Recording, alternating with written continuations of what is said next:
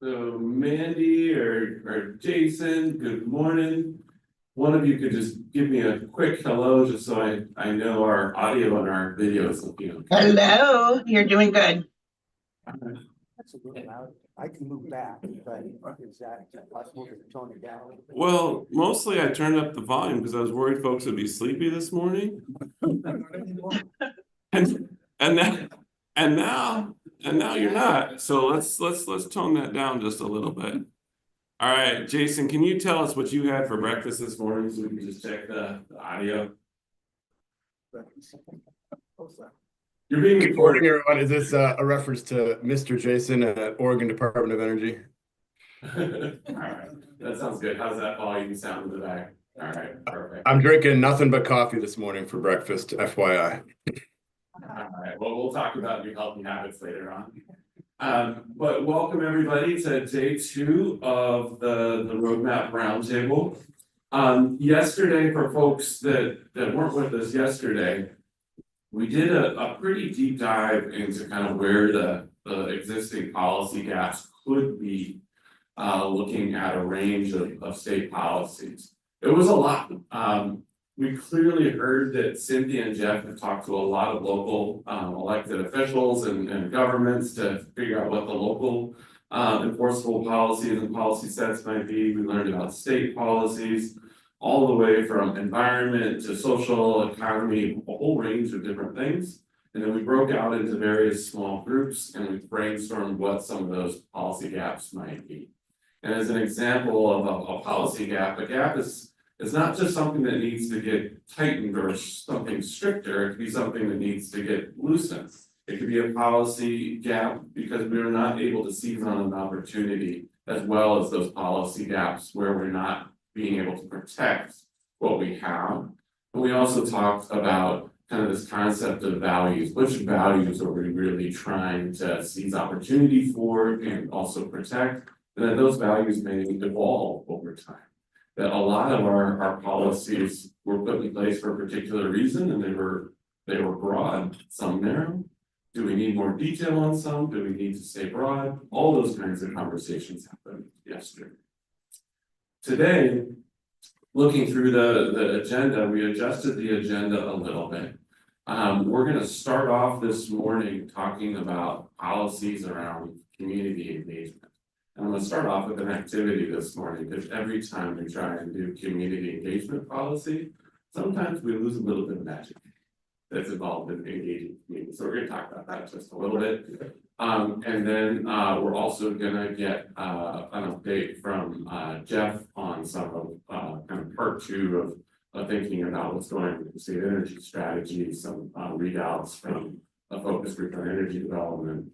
And then we're going to do some updates on work groups, do public comment around noon, and then we'll aim to get you out of here right around noon or 12:30. Does that sound okay? Yeah.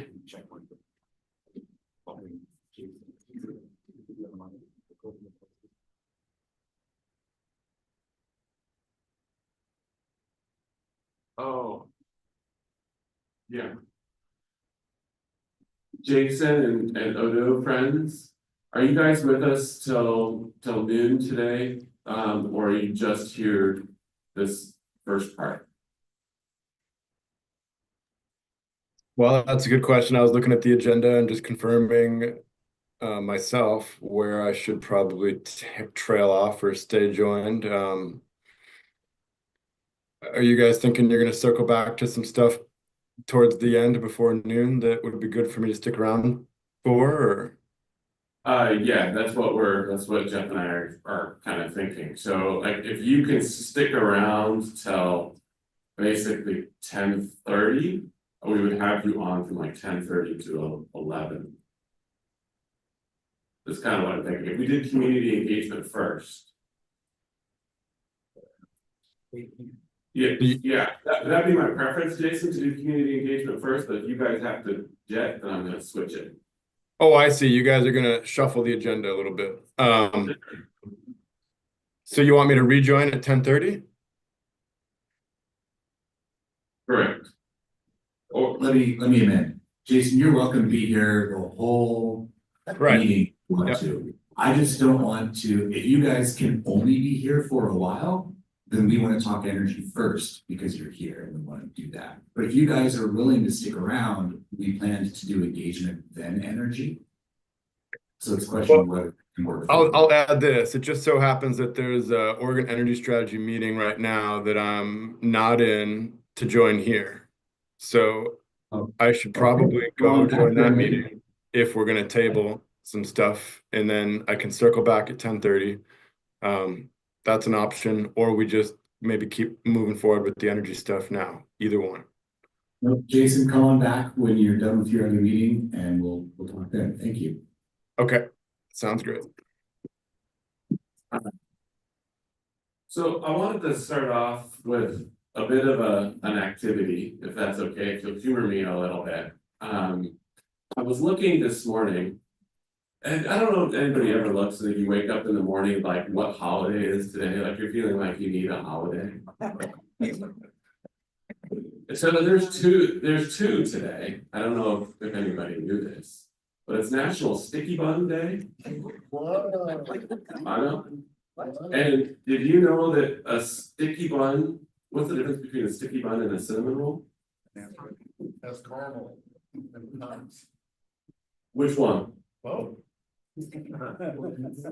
The internet is very unclear on the difference between a sticky bun and a cinnamon roll. Sometimes a sticky bun is just upside down cinnamon roll. One sometimes has pecans. Sometimes some people say cinnamon roll has cream cheese frosting. Any rate, it's National Sticky Bun Day. It's also Mother Language Day. So as a way to honor kind of endangered languages, the language of your ancestors. So I'm gonna start us off with a small group activity. If you are at a table with kind of 2 people or less, just kind of join a table nearby you for now. Online, we're gonna break you out into 2 groups. And we're just gonna do this really quickly for 10 minutes. But what I want you all to do, think about your mother language. For me, you know, my ancestors are Danish and Irish and Scottish, like straight up Viking. But think about your mother language and your profession.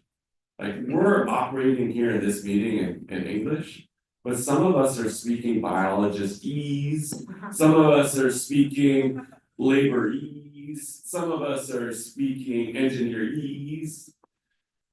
Think of the mother language and jargon of your mother tongue in that way. What I want you to do is come up with 3 new names for a sticky bun. In your mother language, in your profession, in 10 minutes. What would a fisherman call a sticky bun if it was presented in front of them?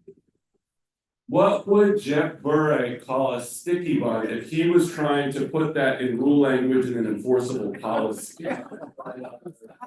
What would a union boss say and call a sticky bun if they were trying to put it in the language of project labor agreements? All right, let's go ahead and break out. Sophia and Trevor, instructions are clear so you can guide folks if needed.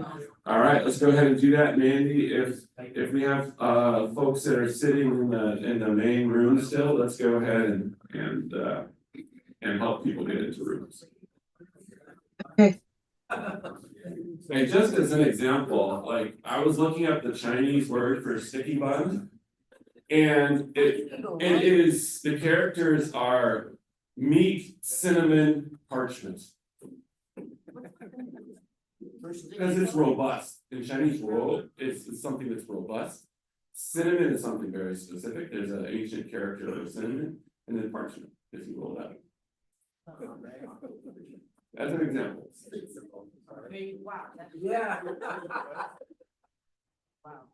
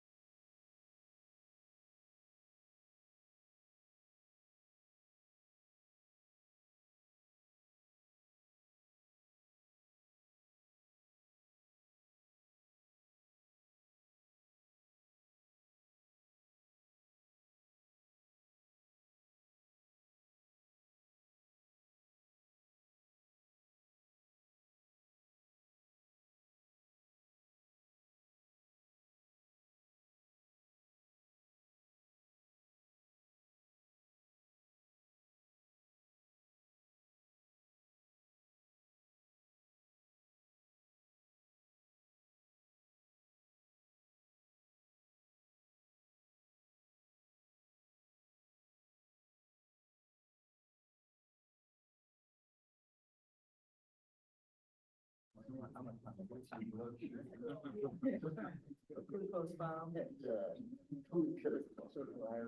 right, welcome back, everybody.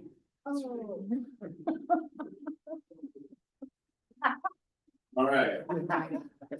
So this is our activity in celebration of kind of Language Day and National Sticky Bun Day.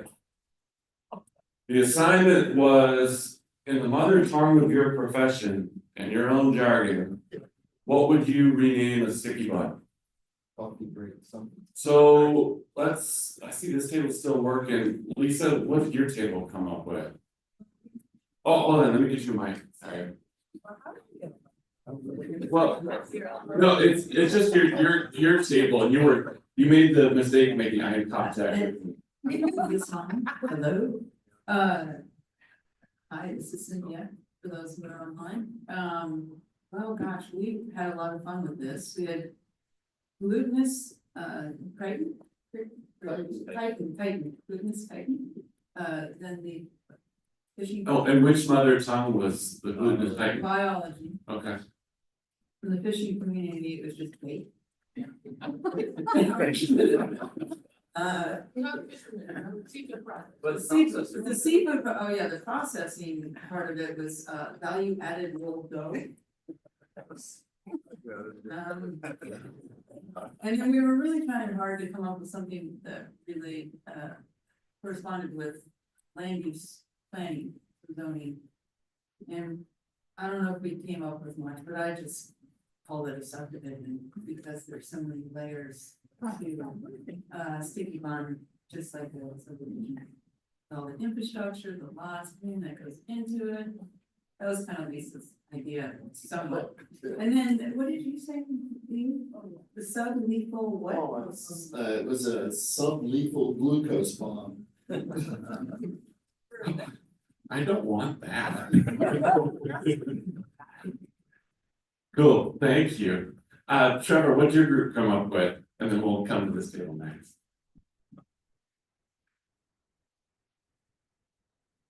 We had a new idea for a Dungeness crack roll. Wait.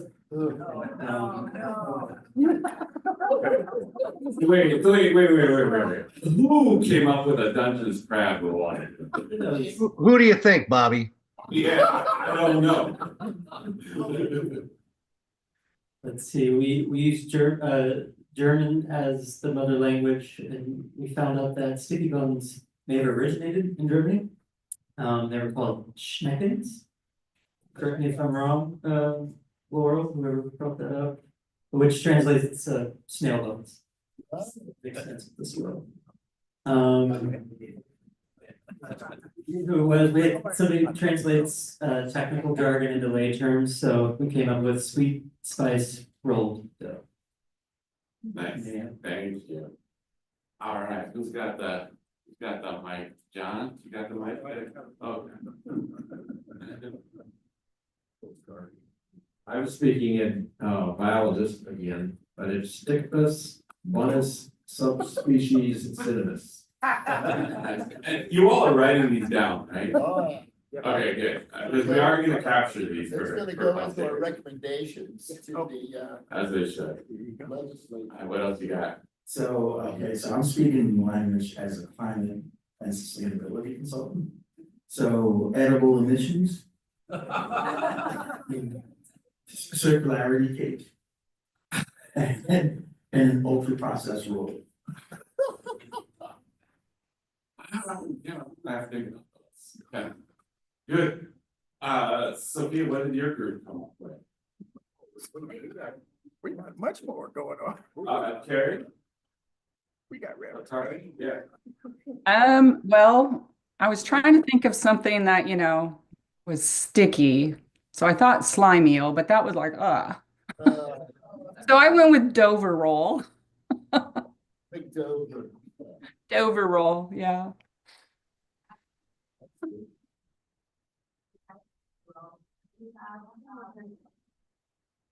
And Carlin? Or? Oh.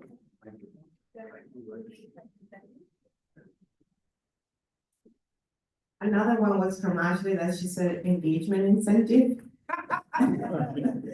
And I don't remember what Rick said. Rick, you wanna share yours or somebody else says like Andrea was there too? Connie something. and I couldn't- don't think I came up with one. And so was Andrea that said Connie, and I couldn't get the last part. Andrea, would you like to share? Honey fry bread, maybe? Yeah. And yeah, and I was just saying dulcecito enrolado in Spanish. Thank you. All right, who's got the table back with you? Oh, Brody? So I had, political theory, so CCF, Cinnamon Cohesion Framework. And we had one in C++ language, an instance of sweet roll frosted pecans called cinnamon bun. And we have a solidarity role for labor and scenic resource assessment, low contrast round object with slight reflectivity and absence of straight lines. That's no impact on the, site. So Bobby asked if we could put this in libraries, and I do have a proposal for the meeting, or actually a motion. Sticky buttons shall be provided for offshore wind roadmap meetings. Sticky buttons shall be provided in quantity enough to ensure 2 buttons for each attendee. Yeah. That's a paragraph A. Sticky buttons shall consist of an upside down cinnamon roll with cream cheese frosting. I heard a second. Do you need to do that for the next meeting? All right, we got that for the motion. Julia, what do you got? Oh, yeah, no, I was just trying really hard not to drop the mic. I mean, mine were really boring because in offshore wind world, it's just all acronyms all the time. So I was just CRC, cinnamon roll, cream cheese frosting. And CBN or SBN is sticky bun nuts. I mean, really, that's all I got. I just made everything an acronym and I let everyone else be creative. But I was just trying to make a joke about that. It's great. CBN. Thank you all. That was perfect.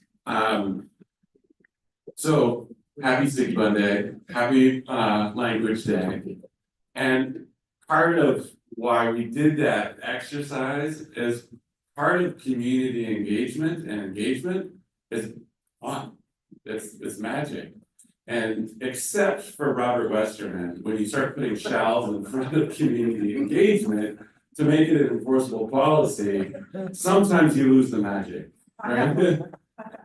But I think we stand corrected, right? And I think that's part of our challenge this morning, right? So Jeff has set up the concept of like what makes an enforceable policy. It's shalls, it's musts, it's clarity, it's specificity. And the truth about community engagement is that's just not what makes it special, right? It's humans that show up together and have opportunity to talk about what's important and discover what they have in common and articulate a shared future. Like that's the magic, right? And so like with Sophia and Trevor and I are working on meetings. Part of what we just did is actually a concept called a Dinamica with popular education. It's just as much about building community as talking about the content, right? And in the 1920s, when you start seeing some of the progressive era reforms that were meant to have government transparency, to require public engagement, our public records laws, our public meeting laws, all of those things that came out because in response to there wasn't good transparency. People didn't have the opportunity to show up and be heard.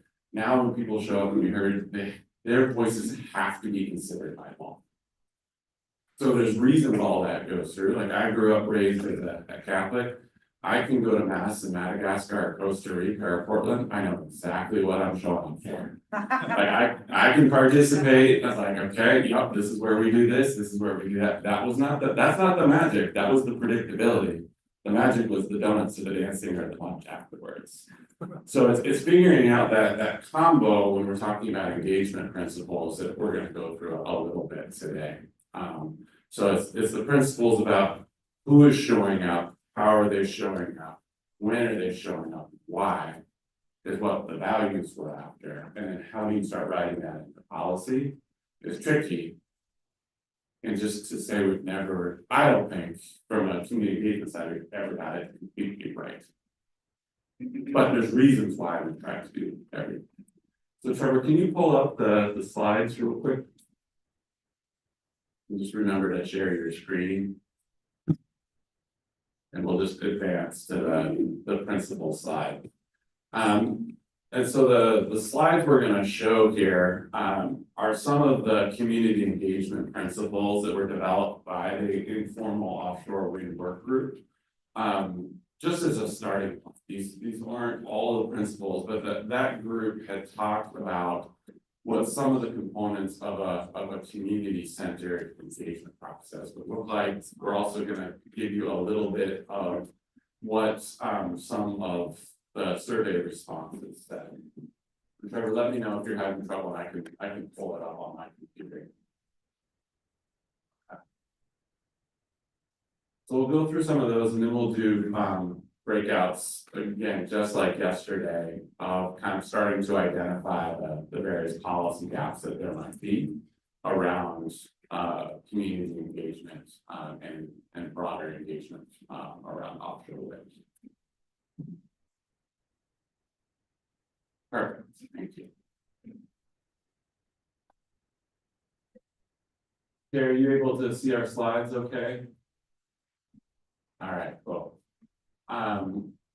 So these 9 principles were defined by the informal offshore wind work group. Again, that was a group that came together informally, representing a lot of different interests, not all the different interests, but it was thinking about committing to be data-driven and transparent. A lot of these principles you're going to see aren't just process-oriented. They're things that we were actually talking about yesterday, like aligning federal and state goals. But you can see understanding uncertainties will remain and cannot all be eliminated. So that's a theme that we've been talking about throughout as part of the roadmap. Applying a definition of equity that's consistent with related state and federal initiatives. Create more accessible opportunities for communities to be involved over time in ways that cultivate mutual respect. So multiple ways of engaging, multiple languages, not everyone engages in the same way. This room that you can see is set up in a way for a certain group of people to engage well and not set up well for other people to engage well. So just thinking about multiple ways to do that. Include voices from the entire Oregon coast and across generations from youth to elders. Consult meaningfully with federally recognized tribes and cultivate long-term relationships. Support community visioning and planning processes, and provide ongoing and accessible community education. So there's engagement, there's public comments, there's decision making, but there was also a recognition that just having some of the information on what's involved and what's getting proposed is really fundamental, that everyone's kind of working off that same base of facts. Any questions on these 9 principles, or Jeff, anything you wanted to add?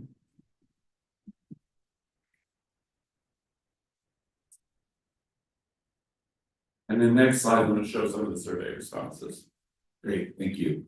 I guess what I would say is for this topic, my thought wasn't in the same realm of looking for policies and policy gaps necessarily. I think that we're open to, if there are ways that we want to be specific about what the state should be doing that it's not already doing, that's valuable to put in. And if there are ways that we need to codify that so that it's durable and that the state enforces what it says, yes, absolutely. I think that when I think about what goes into the roadmap. We're trying to identify the path, right? We're trying to identify the path that can lead to success for a future of offshore wind that we don't regret.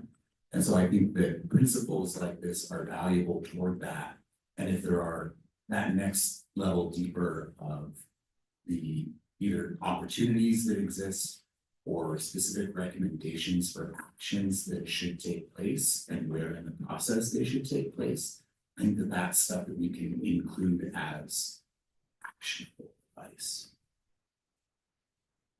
Thanks, Jeff. And just as you were saying that, you were reminding me of when I'm helping organizations do kind of visions or values, that next level down often are like, what are the behaviors that you would know that someone is living their value?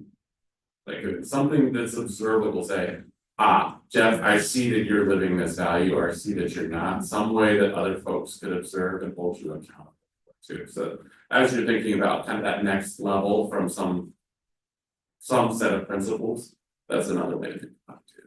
Mantis, do you have your hand go up? Yeah. This main piece, pronouns with moving whites. I guess my question here is engagement the right word in terms of looking for policy gaps within engagement? Because I think there's different forms.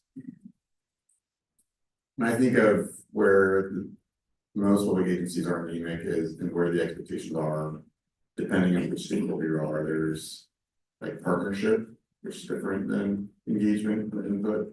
There's collaboration. But I guess, I'm not the expert, but when I hear of things like consultation, I've heard other folks talk about it not as an engagement, as an input, it's a partnership.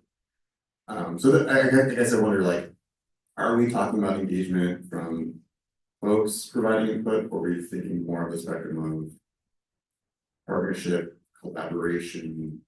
That to me is a different question for thinking about policy gaps.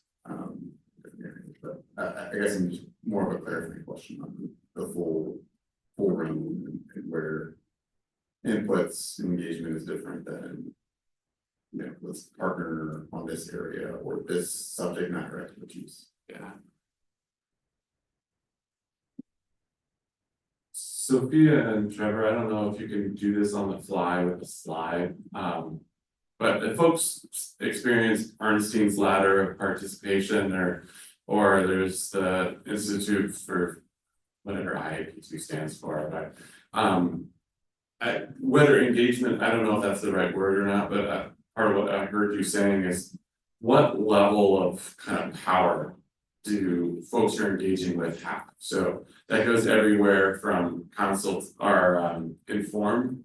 I'm just going to give you information and that's it, all the way to really shared decision making of power or authority or co-management to collaboration where the government entity or whomever may still hold the final decision, but you're really doing that back and forth. And so maybe we'll add that to our prompts a little bit of not just the who, but as part of the how and when is like, what level do we really need true partnership and collaboration? And when is it okay to inform? Because I think one of the things Oregon gets stuck in, all government entities get stuck in a lot of times is just not being crystal clear on that and saying, hey, we're collaborating, but not really meaning it, or collaborating in too many places. That's just inefficient. We just can't do that.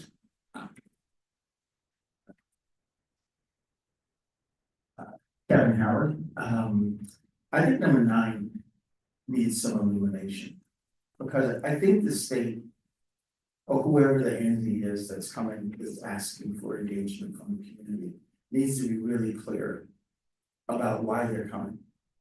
And that does often inform some education. So we have a problem. Here's the problem.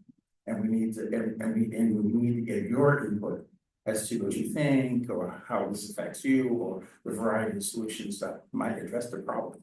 But there needs to be clarity. Otherwise, what are we asking them? Right? I mean, there's a lot of things going on in every one of our communities that have nothing to do with why we engage in them. So I think that's a really important thing to focus on. I'll change that also on the prompts for breakouts, the why. So kind of, there's the who, how, and when we had on there, and we'll just add the why. So, any other clarification on any of these? Yeah, Dean. Just on number 6, include voices from the entire working colors. One of the, we use the word flaw, don't take it badly, but one of the flaws I see in is this whole process is too coast-centric right now. And to me, I live in Portland, but come to the coast as frequently as I can. Coast belongs to all our Floridians and beyond, and there has to be a way to include outreach to the rest of the state in particular. Partly because the coast is economically dependent on others from the state. I mean, tourism is big, obviously that's the biggest part of the coast economy. And so we've got to start asking other people what they think about offshore wind energy on the Oregon coast.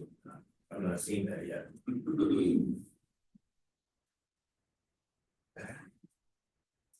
Yeah, thanks for that, Dean. And that was an example of a gap, which is exactly what we hope for the breakouts. And then also part of the sticky bun metaphor was terminology matters too, right? So the way your group was talking about what does traditional mean when we say traditional ocean user?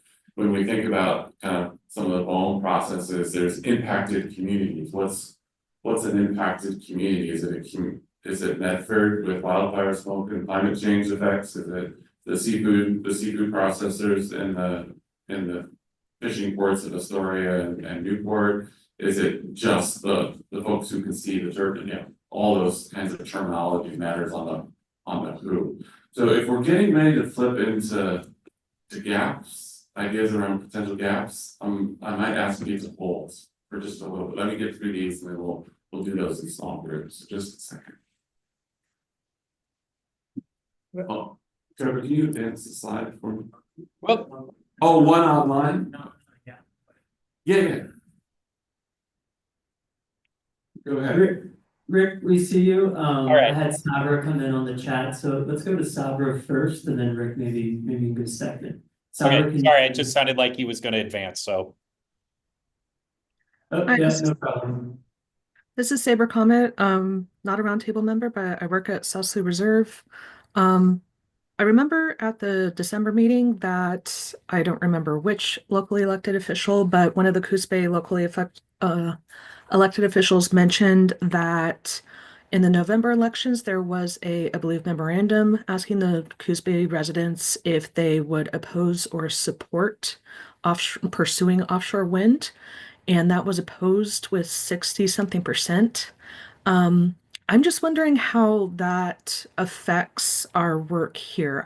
I truly have no idea what power is behind that kind of vote, but wanted to bring that up as a factor if we're talking about engagement. Yeah, thanks, Sabra.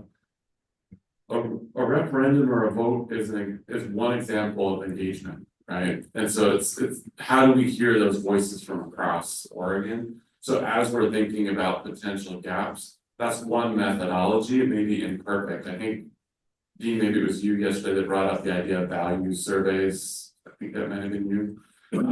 So Oregon has value surveys that go out. So there's different ways of trying to hear all the different. Great. Yeah, just a couple of comments. The aligned federal and state goals, and maybe this touches on the point that was just brought up. I'm wondering if we could add tribal and local government goals as well. The other point, particularly, and I'm going to raise this in the regards to consultation. Often, so there's, tribes often, agencies will come and consult, and it's like we joke it's check the box consultation where they sit there and BOEM's a classic example, and okay, we'll listen to what you have to say, but we are not going to provide any feedback. We're not going to try to respond to you in any meaningful way. So I I think just we need to make sure that this process is a give and take where, you know, if there's the collection of information, there's response to that as well. You know, if we're talking to the public or local communities that, you know, it's not just, you know, hey, thanks for your comment. You know, that there's really a back and forth and then maybe this is just this may be a slightly inappropriate comment, but the just maybe more of a political comment, you know, number 3, applying the definition of equity that's consistent with related state and federal initiatives. I don't know if we have any federal initiatives on this anymore, but anyway, so we may need to rethink that. Anyway. Yeah, thank you for those, Rick. There's nothing saying that, no, these are not the principles that we can include in the road. There's just a starting point. It's something to look at. So yes, we can adjust these. And then Rick, also to your point of like unpacking what meaningfully means to what Jeff's asked is, what does that back and forth look? So that is another example. Like let's find some of those words if we want to dig in a little bit more deeply. Can you advance to the next slide?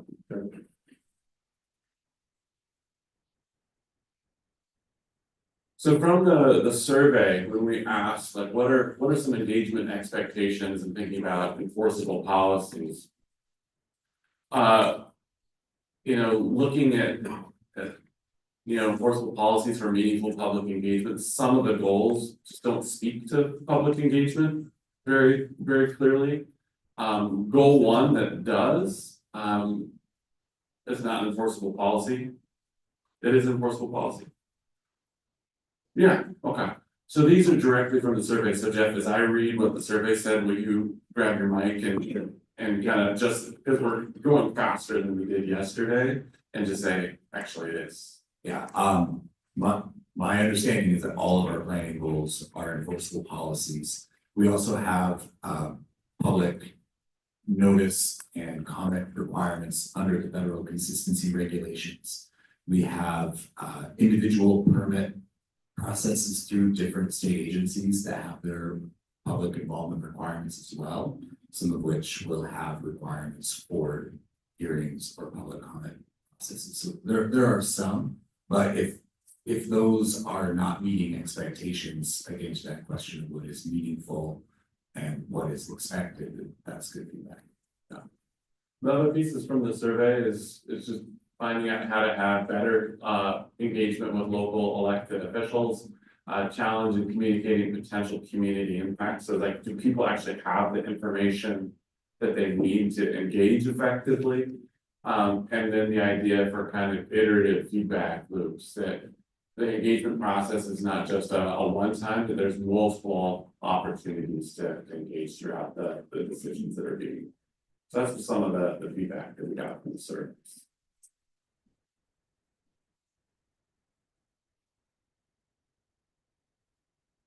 On that last point, I guess my question here is, are we thinking about engagement from the point to the beginning to the end of the sorry, to the end of a decision?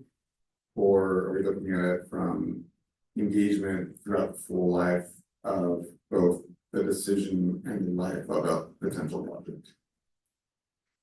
Jeff, I think it's the full gamut over time from siting to decommissioning, from before a decision, during a decision, and after a decision. Yeah. I think that in the context of the roadmap, the entire life cycle is part of what we're talking about. When we talk about what existing formal state involvement processes are, you know, under the current form, there is a decision process that the state makes before something goes in the water.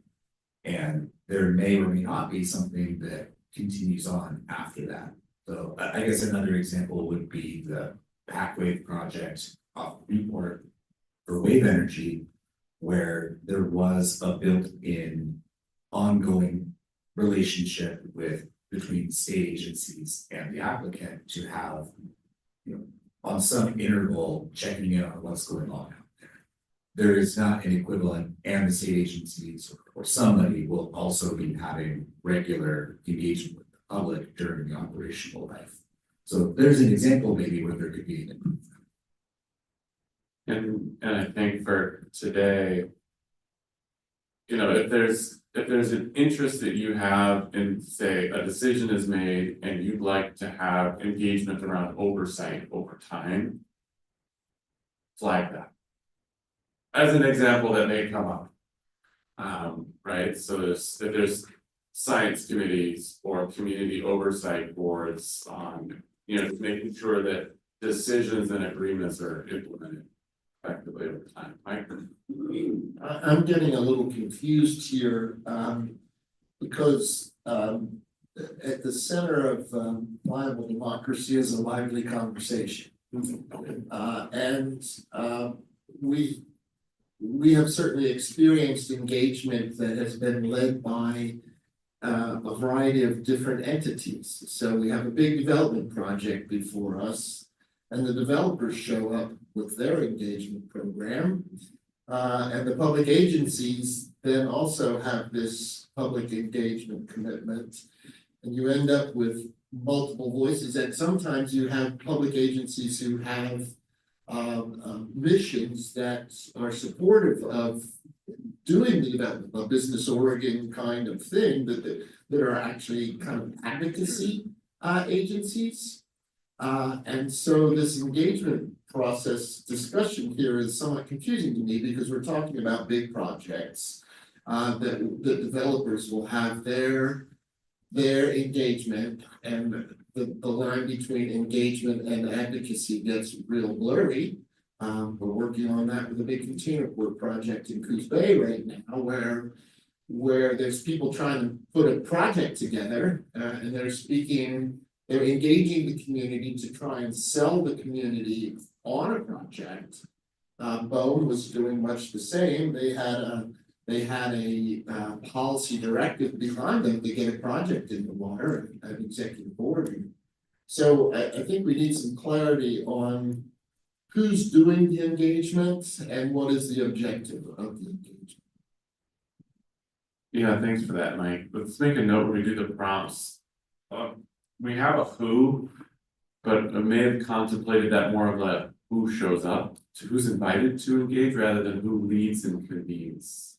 And those are two very different but important things. I just want to echo your point, Mike, that there is some confusion there over who does what, when.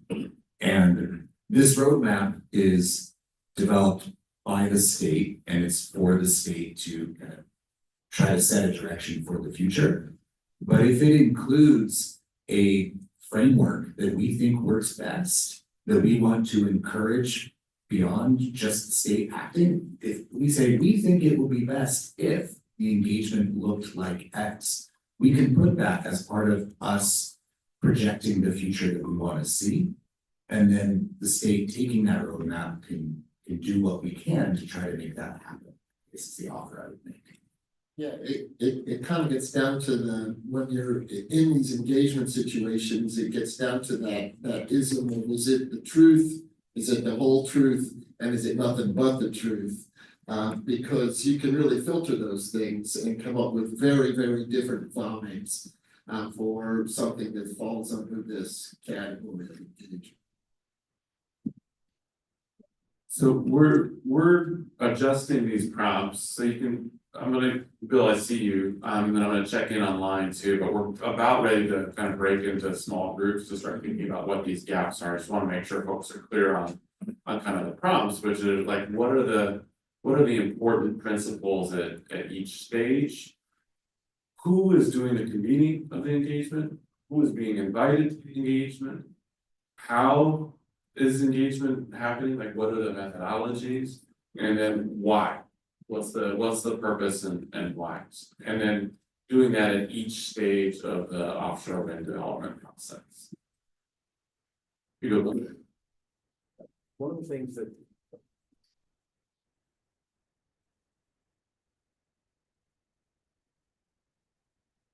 One of the things I dealt with early on with this, with BOEM, as Mike said, they have a specific action they've got to do, various things like that. And then there was the survey or the referendum.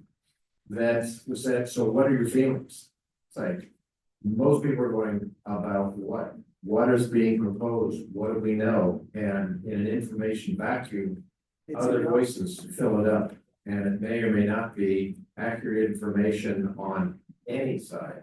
So one of the big concerns I have is enough information for people to make informed decisions without having to go out and search the internet or other resources. It's just human nature. People will have present information that's consistent with what they want to have happen. And so having accurate information that is as robust as possible, but early on, very often there's not a lot of information. So how to avoid misinformation coloring things. And I've got some good examples of how it got really really abused. Yeah, thanks for that, Bill.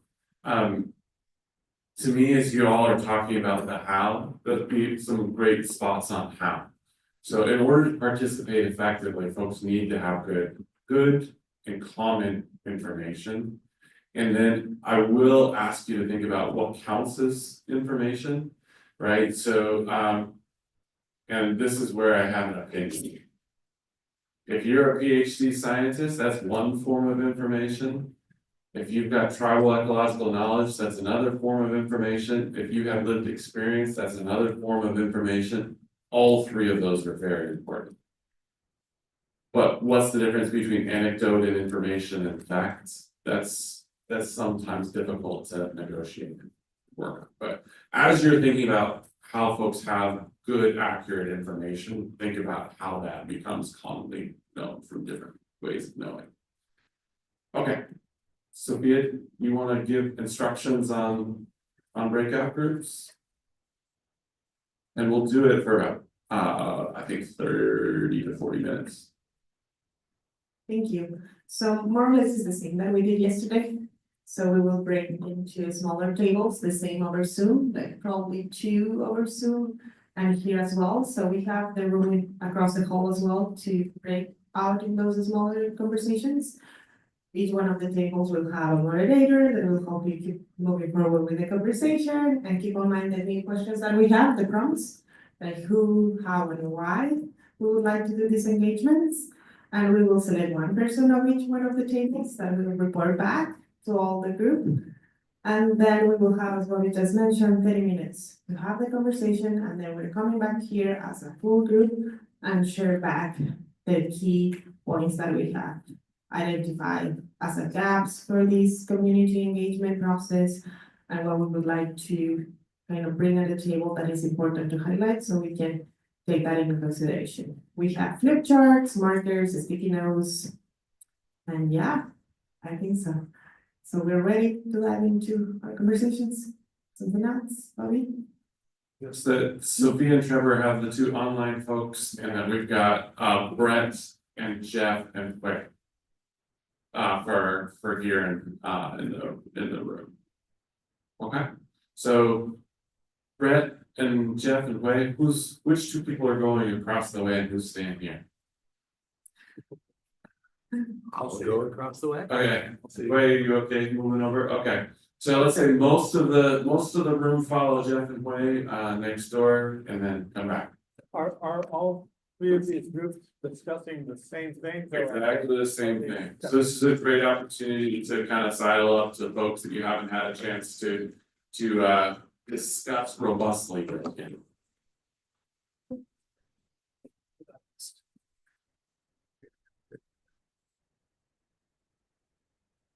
I'll share my screen so the questions, yeah.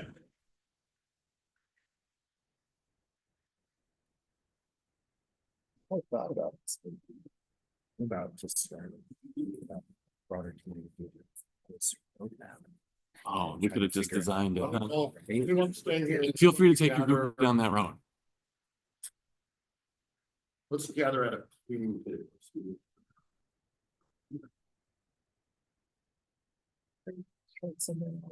No, but I'll bring you some, just a second.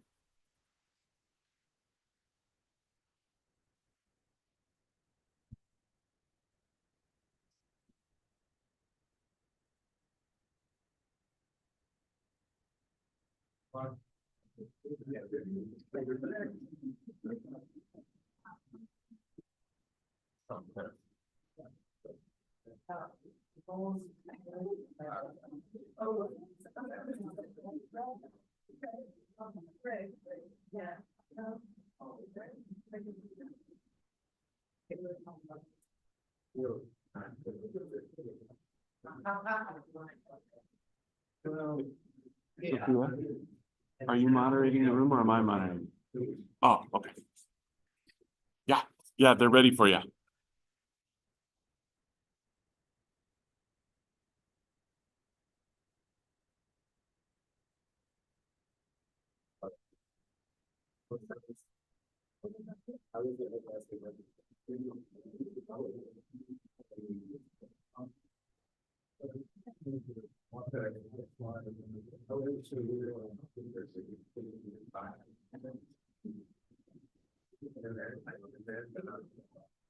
Yeah.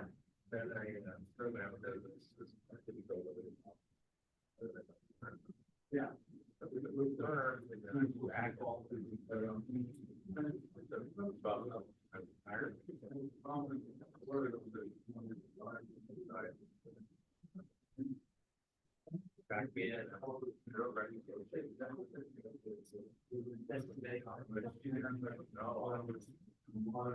What's the entire federal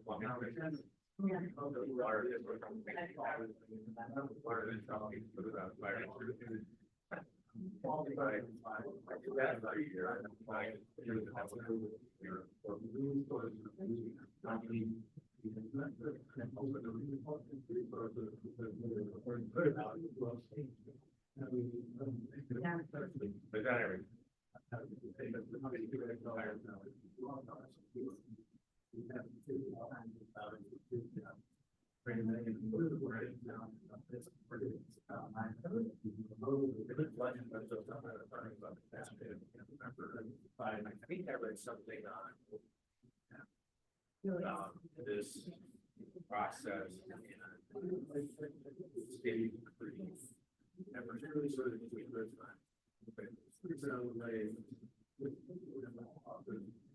and so I thought that's the right now.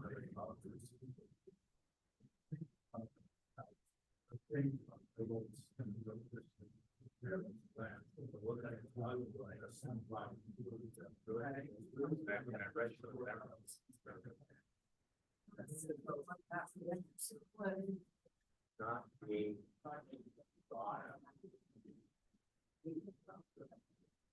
that's the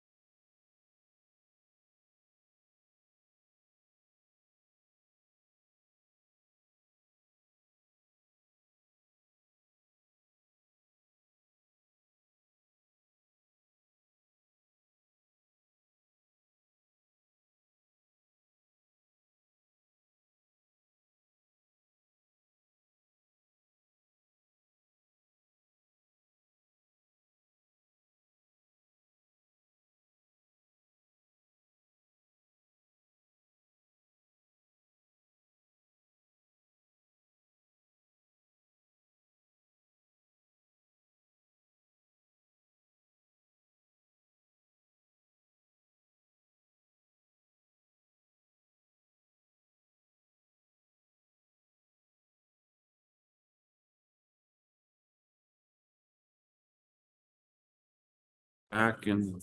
Ready? We're back. Right. So we will have another 30 minutes to report back to as a whole group. So I'll just go group by group, and I think I'm going to start with our groups. Is everybody here? Yes, I think so. That's 1 more minute. Yummy. So probably I'm just gonna start with our groups over Zoom. And I think I'm gonna start with my group, reporting out back to the whole group. Ashley, I think you were our volunteer. So would you like to share back with the whole group what we have discussed about the who, the how, the why, and so on about the community and how to engage communities in this process? Go ahead. Yeah, yep, ready to rock and roll. Yeah, our group, I think just to start out, one of the key things that we discussed was that the ways how we saw public engagement failed during the Bowen process. So just to acknowledge that the process of engaging communities has been broken by the previous ways actions from Bowen in Oregon. For the who, and I'm going to try not to like read every single line, but just knowing that the first stage of the engagement process is really important, and to just get information out there available, and for who needs to be informed. And one of the gaps we listed was this local communities, local elected officials representing those communities, interest groups, and engagement with tribes. Very important for the state engagement process. Sorry, I just reading through the list here. We did talk about like different interest groups like ocean users, midwater trawlers, and one other group that we did discuss too was state level representation, to consider the politics involved in this particular topic and acknowledge that the potential impact when people engage, getting people engaged in those conversations. I know we have a long list for the how, but again, just naming that the previous Bowen process was problematic and really top down. And also just naming for like the limited capacity of communities, organizations that that there may need to be different practices of like engagement by small groups, small town hall meetings, going to outreach folks maybe like on a one-on-one process with intention. Be creative with the forms to engage these groups and how to meet them where they are, and just really note that there's rural community specific needs. Also thinking about accessibility, and that goes into a lot of different categories, but I think for thinking about this technical heavy process, about explaining the process to people and making sure they understand clearly what is happening, and also just knowing that this process is really long, to consider like burnout from people participating in engagement, and to have in mind that it is more difficult to engage people when they have been not seen or noticed. Their voices have been heard in previous engagements, but it's been unclear on like how their feedback's been, or thoughts and feelings have been shared out. So make sure that the engagement is clear, transparent, and just making sure that people know, for especially for these different parts of, sorry, our printer's going off at our office right now. Sorry, I just got distracted with noise there. Just knowing that when people do engage, like what is the product of their engagement, what are the goals, and also like, yeah, what are the different ways that people are being engaged. So I think sorry, let me know if I'm taking up too much time. Just scroll down to phases, that when it's getting closer to like the later stages, just making sure people are continuing to be informed, especially those that would be most directly impacted, and broad engagement may get smaller as we go further along the process, especially thinking about that burnout. And the why, I think I've already explained most of those, but also I think explaining the intentions of what we can do and what we can't do. So anyway, I don't know from my group if there was anything that I missed, feel free. Yeah, sorry, Joanna. We had a long list there, so hopefully I caught most of that. Yeah, for you folks. did. Thank you so much. I think we're moving here to the room. And the group, Jenny will share from your group. Thank you, Ashley. Thank you so much. Okay, so the engagement work products are the most difficult ones to get because they're trust and good faith. So for sure, this is one of the hardest places in the problem. So what our group discussed were, to me, what's missing usually is a shared sense of exploration of the problem and the possible solutions. And so what we talked about for the stages was that it's really important to state the problem in layman's terms. This is the problem we're solving, or we're trying to solve, or we're thinking about. And then a second piece of that is to have those high level kind of brochure ideas of information be distributed to more local entities. And then also how important it is to preserve a history that includes the ideas that were pushed aside. Because when you look at the final documents of anything, there are pieces that are missing because this is what we decided to do. But when you're trying to preserve a sense of trust and good faith in a complex environment where, kind of nobody's going to be happy with the results, it's a useful tool to have some of the considerations that couldn't be honored or that were cast aside be a part of the historical record that's easy to get to. Okay, so now I'm going to ask my team members, do you have anything to add? I did my best. I'm sorry. You did great, Jenny. Thank you so much. And I think we're going back to our people over Zoom. The next group is covered. Yeah. Thank you. Yeah, I'll try to take the first cut here, and then folks in my group, if you want to chime in, please do so. We kind of laid out a lot of general principles to kind of maybe avoid what we've been talking about. We call it participation fatigue. And some of those principles are educating the public on when decision points are being made, or which ones are coming, so those public interests know when to engage at what part of the process. So there's clear communications on timelines. Along with that, consolidating communication to communities, they're not being repeatedly asked, maybe by different parties, like, hey, you want to engage in this process in this meeting? Well, I thought we just covered that last month, or et cetera. So really kind of intentionally consolidating different communication structures, so that's a priority.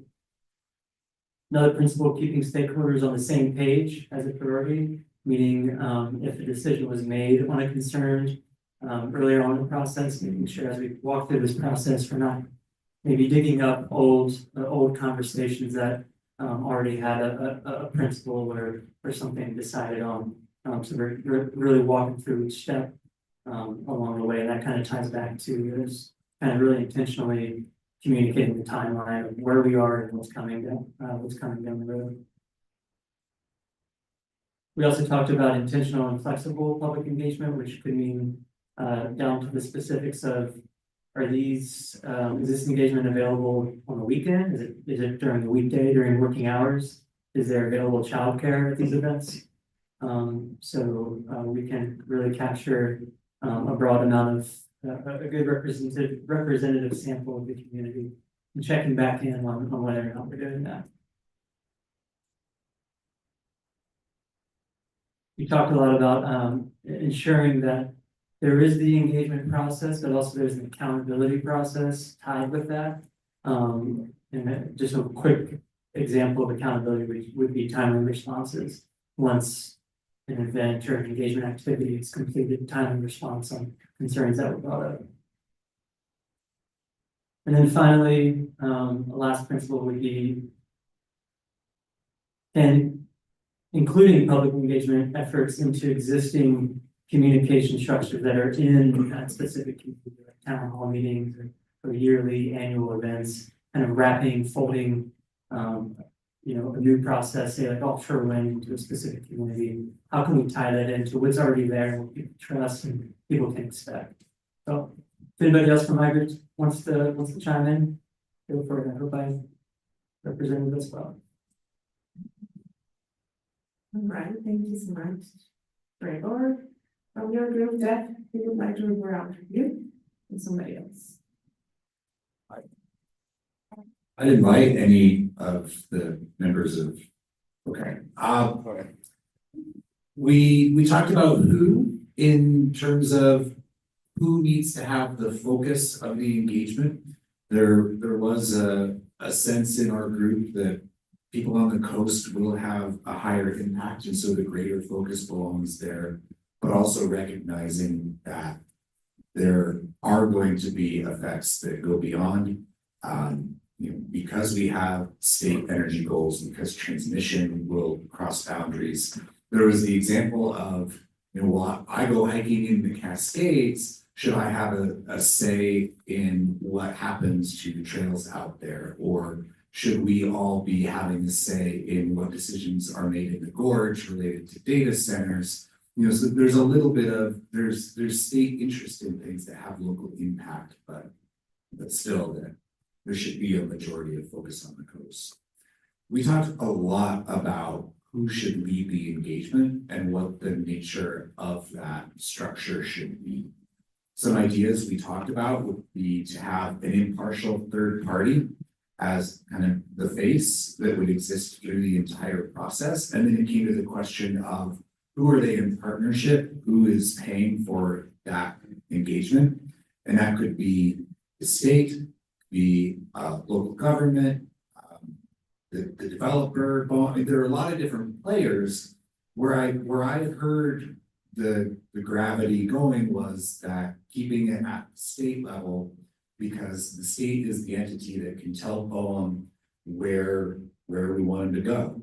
And, you know, we want offshore wind the way we want, not the way BOEM wants it. And because the state climate goals are really a top driver for why we are considering offshore wind in the first place. But that there's a balance to be struck there of whether there is a bias being brought into engagement experiences that we need to be cognizant of because of that stated interest. Thought about like at the state level, if that's where it goes, should it be with the governor's office? Should there be some new, you know, the offshore wind negotiator job? Should there be ODO or Business Oregon, Energy Facility Siting Council? Should it stay with DLCD, recognizing that we also have a review goal down the road with federal consistency and our coordination role for that? So a lot of questions about what that structure looks like.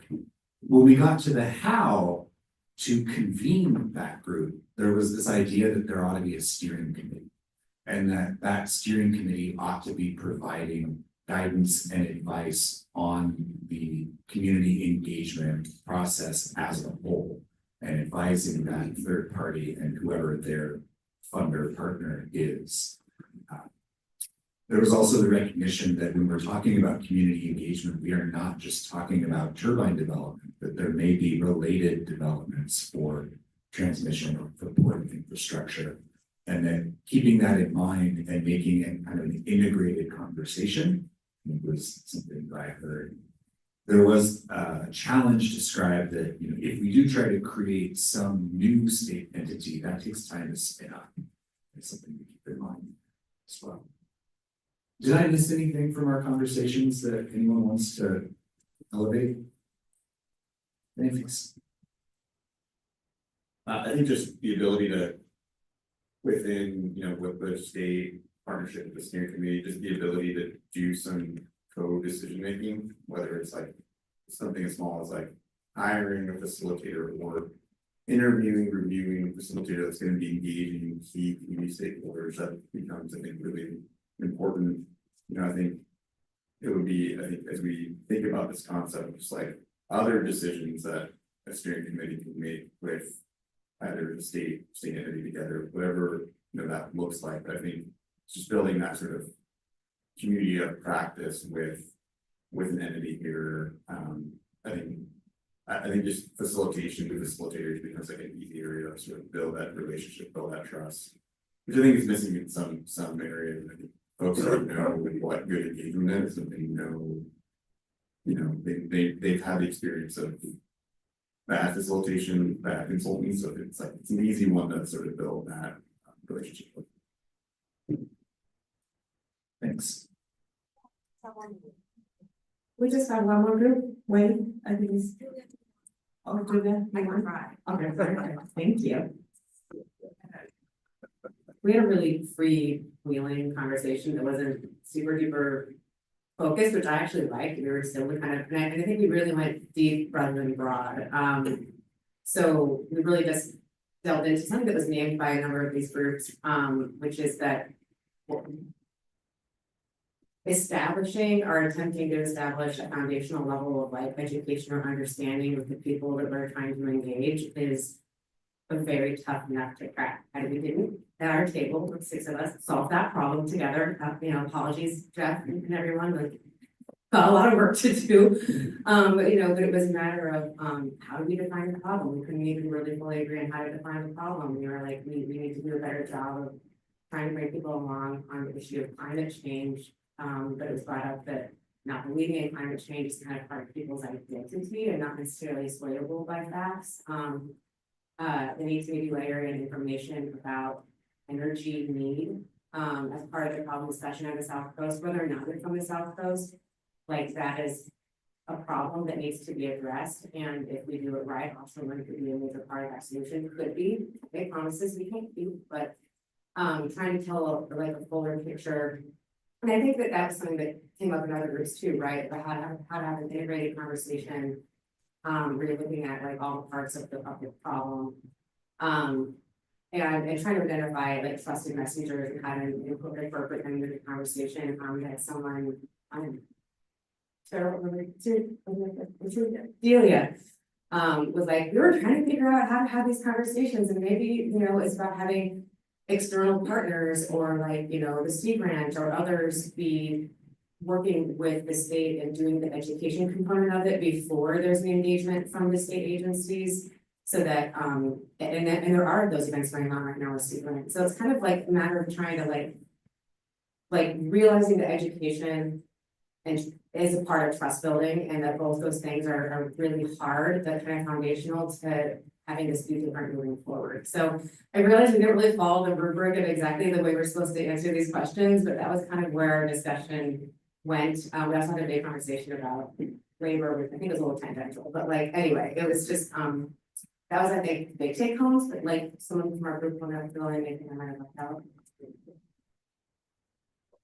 Okay, cool. That was, I did not prepare, so that was off the cuff. You're welcome. Very good. Someone do that. Bill, yeah. I just wanted to add something that I didn't add in the conversation. You really did a really good job of putting that there. Way to fantastic job of trying to capture it all. I'm part of a group that's starting its Coalition for Common Ground, and it is a small group that trying to be not a government agency, it's grassroots to try to get information out there. So that's another resource to be tapping into.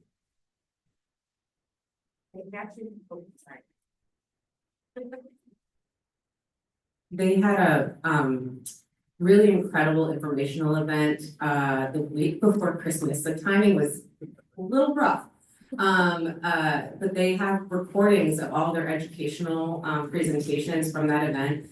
And I got hired into this job last May, and so I'm relatively new to this topic, and I learned so much from those presentations. So definitely, if you go, I think, to their website, visit the Common Ground website? I don't know what the URL is, but anyway, you can actually, get permission to view all those educational materials, and I found it to be, because they were very scientific based, they were very, it was really well curated, and I would love for as many people as possible to see it, since it was maybe not the highest attendance, but they did a really good job of pulling together, what felt like really good information that wasn't super biased.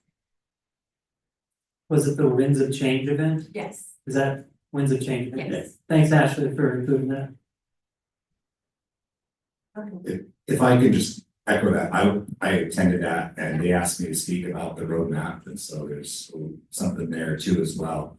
But I wasn't able to make the second day where we heard a lot of subject matter specific topics. And so, for example, we don't have a lot of industry perspective here at the roundtable, but one of the topic areas was the former vice president of something or other from RWE, gentleman Ross Tyler, who came to one of our events, I think in December. He spoke for, I don't know, a half an hour about the challenges from that perspective to kind of round this out. I listened to it while I was shoveling gravel. I learned quite a lot. So it's just something to increase. We're talking about needing more information for all of us. Do we have any more comments or questions on the chat? Nothing more. So, yeah, I think all the groups reported out, right? Or am I missing any group? On Zoom, like we just have two smaller groups over there, so I think we're done. Thank you so much all.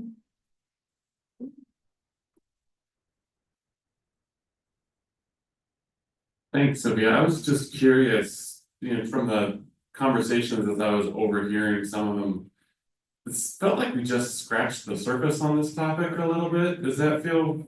Yeah, okay.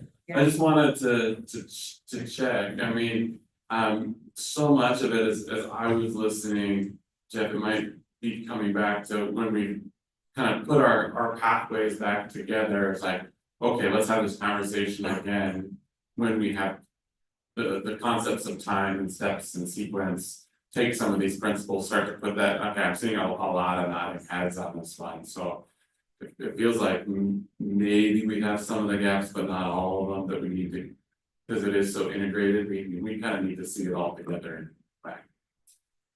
Okay, so let's do that. Any other, in terms of things you've heard from other groups, any kind of thoughts or reactions to that? And then Jeff, go ahead. Are you in? If people have reflections first. Okay, yeah, just any other kind of thoughts or reactions from what we're hearing from other groups online, anything? Okay, so Jeff, I'll take it to you to just ask that question about whether we want to do feedback on roadmap process now or after the energy. Yeah, we can go to energy now, but I did just want to take the topic that we just had and bring it back to reflect on ourselves and this roadmap process. We have, as part of our plan, DLCD, running this process, we have this roundtable that is operating. And if you remember, once upon a time, I had a cartoon of like the yellow circles and then some triangles and some squares of the different layers of the process we're trying to do for this roadmap. One of those is broader community engagement. We are just at the cusp of starting that. It's taken time to figure out what our pathway is and to hire on some help for that. And so this is really timely to be hearing these community engagement advice and considerations that I'm going to be bringing into that. And something that's occurring to me is that this roadmap and its engagement process might be the time zero. we're not at a point where there are decisions yet, but that doesn't mean that we can't be applying these in our community engagement plan. And so I just wanted to acknowledge that that is being formed. It will be something that's happening on top of this process. And it's something where I probably need to be checking in on some advice on how it's going. We are planning, under the original schedule, the plan was to have a public meeting down in Brookings in coordination with our next roundtable meeting. I think Bobby and I, we need to put our heads together probably early next week to figure out what our exact schedule is from here to June and whether, like, which date we want to do. But I do just want to make that clear that we are planning to do an open public meeting that would be after hours to allow people to participate who can't be here during the day. The purpose would be to talk about what we're doing here, what this roadmap is, where it fits, to make clear that there aren't decisions being made right now, but that we are trying to find out what a path could look like. This, I've heard it multiple times of interacting with the local government and the local community, I think especially down there, because there was also a ballot down there, as was mentioned before. So for what it's worth, we're gonna try to take all this and make something of it. You know, be clear about the why, be clear about the information that we are bringing.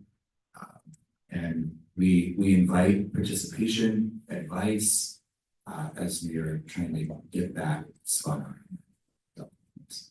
Yeah, I mean, just to build on that, Jeff, I don't see like there's any reason why we shouldn't take all the feedback and principles that we just got and use that to check our own accountability as we're going forward, you know? And if you remember yesterday, we got volunteers to kind of be sounding boards on our process stuff. So, right, so Francis, if you remember, you got your hand raised. Thank you.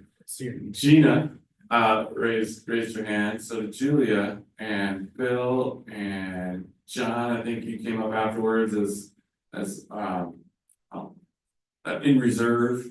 So I don't know if that's our group or based on this conversation today, if there's others that you want, Kevin. Yeah, I get it. Be interested in checking in on that, okay. I don't know if anybody online is interested in us kind of checking in as we take these principles and feedback that we just got.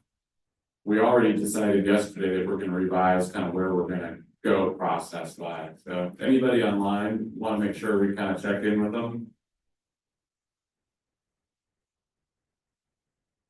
Ashley, are you saying we should check in with you by that thumbs up? Yeah, I put in the chat, I'm interested too. All right, and then Ann. Looks like Rick as well. I saw, did Rick say that in chat or did he just, oh, he got that, okay, all right. I was like, I see the video flashing, but that's not like my auctioneer, yes, he just came in for $100,000. All right, Marlene. Okay, great, thank you very much. Yep. Big response on chat. Oh, really? Yeah. Okay. This is one of those ones where, yes, we want to engage you all, and we don't want busy people necessarily, right? So I don't want to burn you out, and I don't want to burn us out in terms of a process to organize the process. But anybody who wants to be checked in, check in.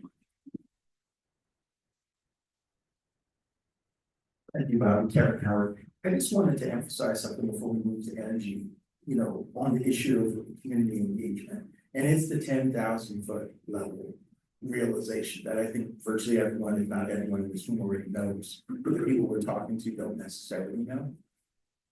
The transition that we're talking about in terms of energy is a magnitude of change, one that we've never done before, and that you would only do because you absolutely have to do it. And this is the reason why it's important that they understand why we're doing this. Yes. Okay.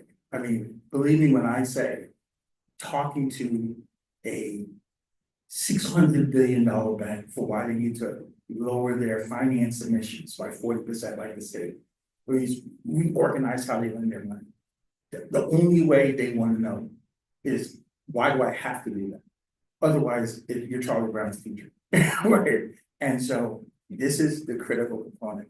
We have all these very legitimate local issues, aesthetics, fisheries, all these things are absolutely legitimate. And something is gonna have to yield because of the essential nature of why we have to do this. So if we don't make that argument, that they have every right not to yield, right? Right? What are we telling the Native American community? They have every right not to yield. So this is, that's why it's that important. You know, so I just wanted to emphasize that because, and secondly, we're also dealing in an environment of such low trust. So when we think about who we're talking to, consider for a moment how you would talk to someone who doesn't believe you. That's where they're starting from, right? And for me, the only way I can convince someone who doesn't believe me is first and foremost, stop lying to them, right? You gotta be as transparent as you can and make your case as verifiably as you can in order for them to hold on to something they can believe in, right? And so, yeah, I think, I just wanted to leave that as some points for the community engagement part, because that we're gonna die on that cross if we can't get the transparency issue right, why we're doing it.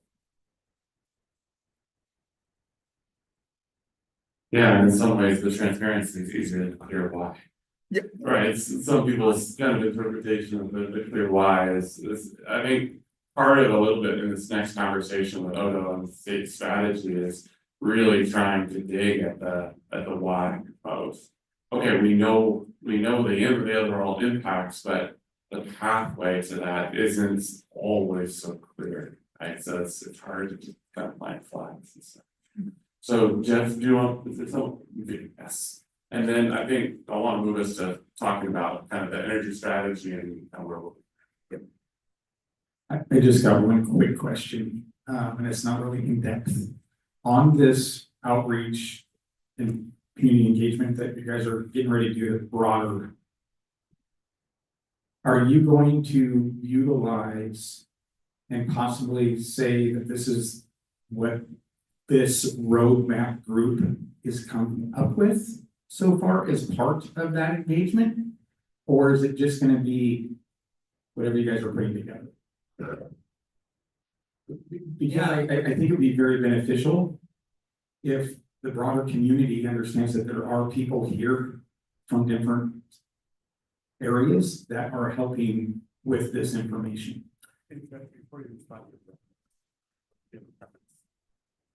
I think that, at least for myself, I think it's beneficial if we say that this is what this group has come up with or is in coming up with as part of that engagement.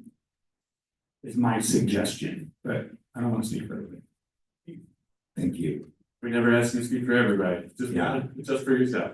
Well, and that's the question, right? Can I speak for everybody? I think that where we are in this roundtable has not been in a decision-making space as yet. We've been asking a lot of questions and considering a lot of maybes. And what I can talk about, I believe, in a public meeting setting would be to say, here's what the roadmap is and its process. Here is what we believe to be its purpose. Here are the things that we have been trying to tackle together.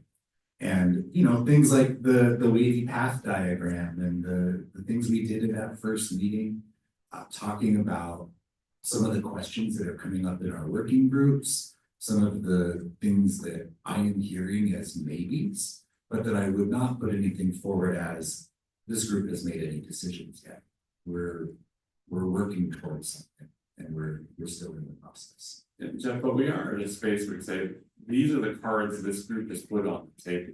Like, it's a diversity of cards. It's not like here's the consensus decision, but like, yeah, hey, here's the diversity of cards that everyone's just put down on the table. Yeah, the point is anyone can watch all these meetings on YouTube. So I guess my thing too is that unless you are already engaged, you're not going to know who is here at this table, all these tables talking, right?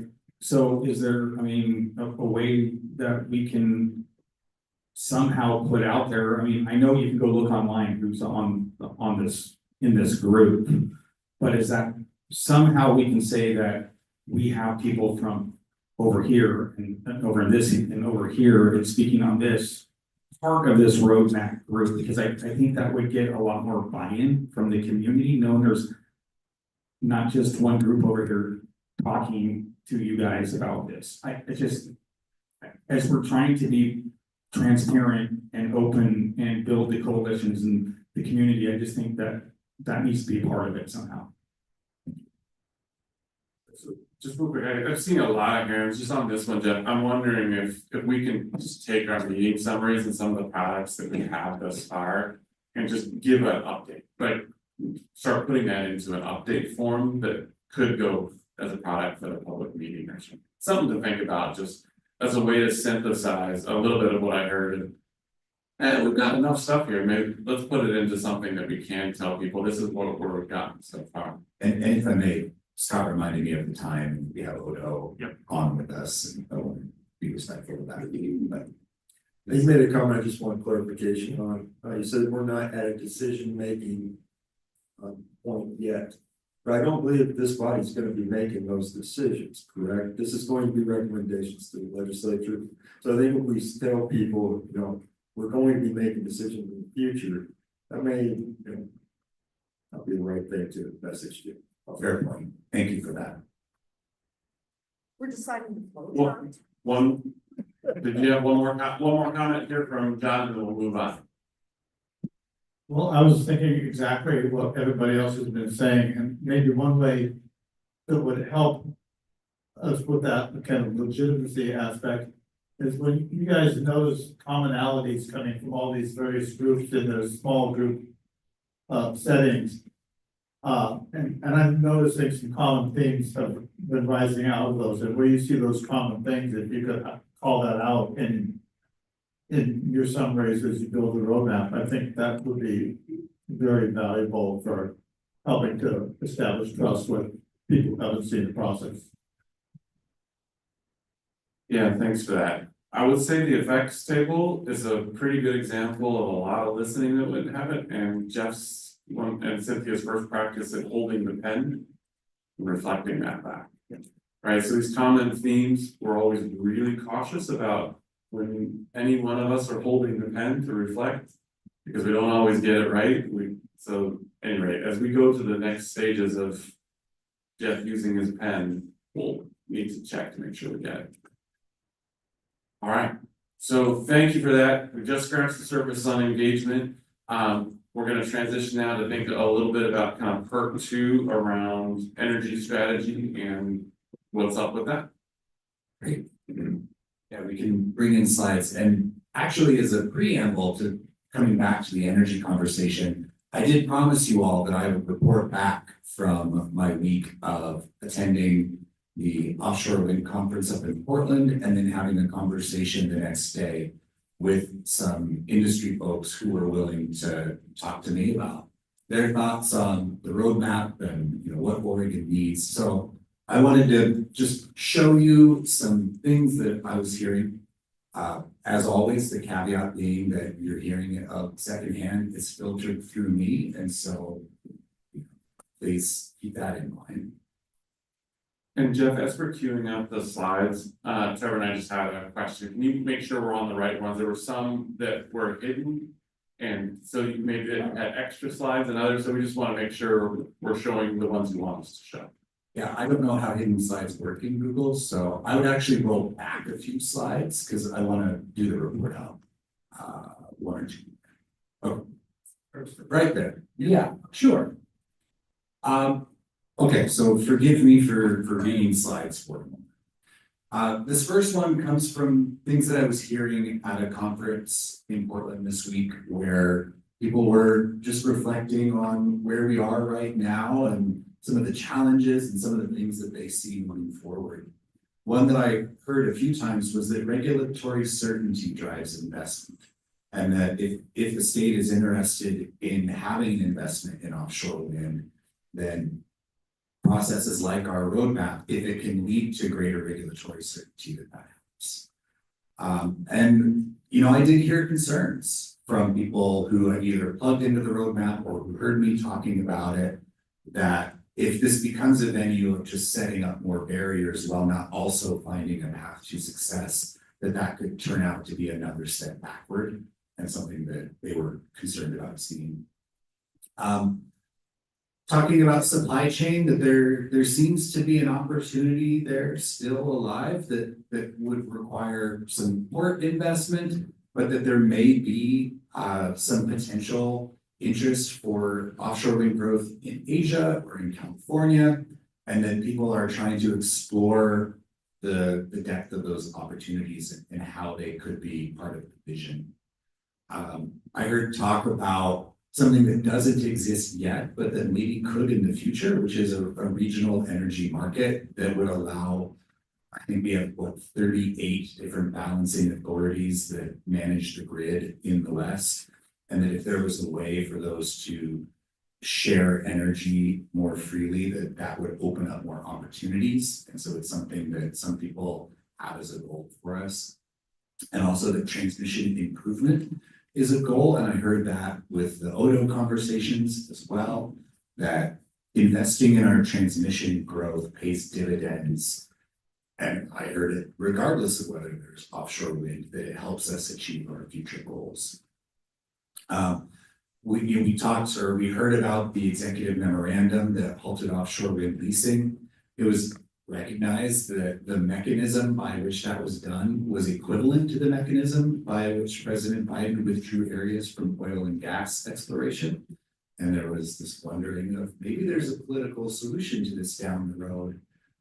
Point being, we don't know exactly for how long the situation we're in now will be the situation. So just to keep that in mind as we think about the time that we have and the path ahead of us.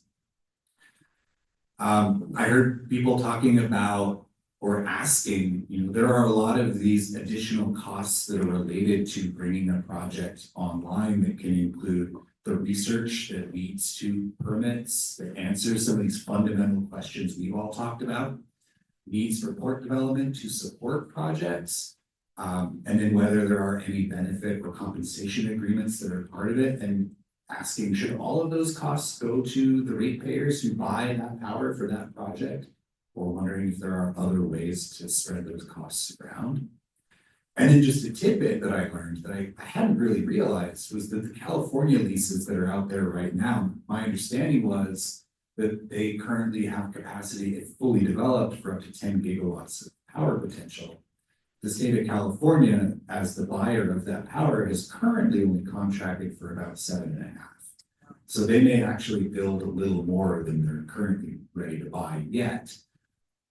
And I don't know what that means. Maybe that means that they're just preparing that not all of it gets developed, or they'll add more later as they go. I don't know, but there's a significant amount of intent in California to be growing offshore. Next, please.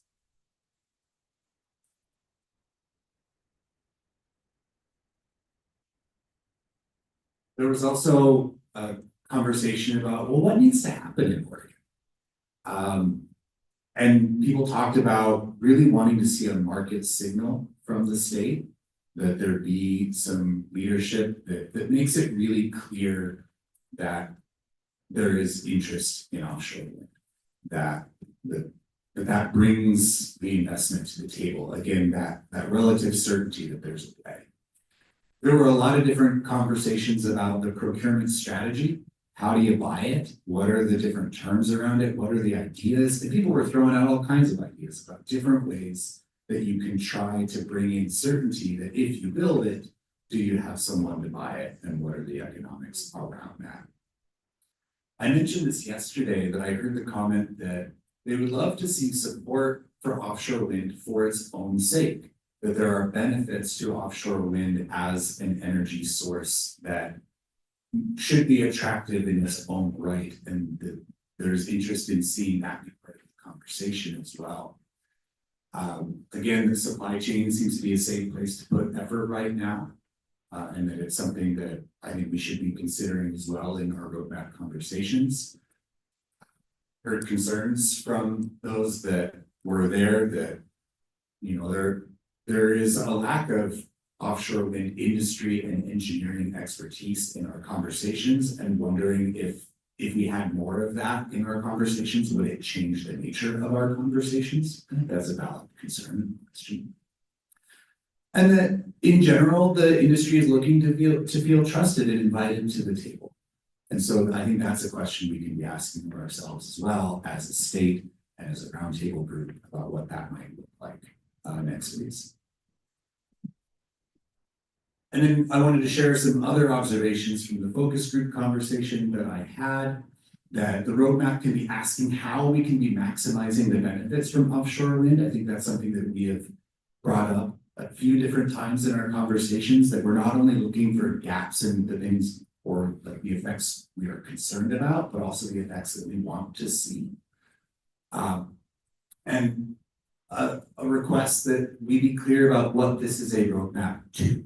And this is a conversation that we had this morning, had multiple times of, can we, through the course of our conversations, get to a point where we know where we want to go?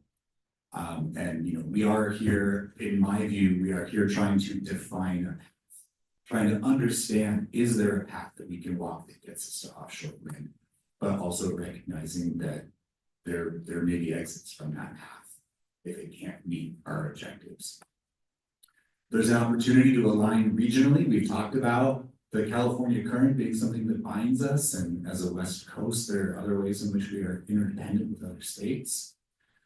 I like this comment. We can't just be kind of into offshore wind.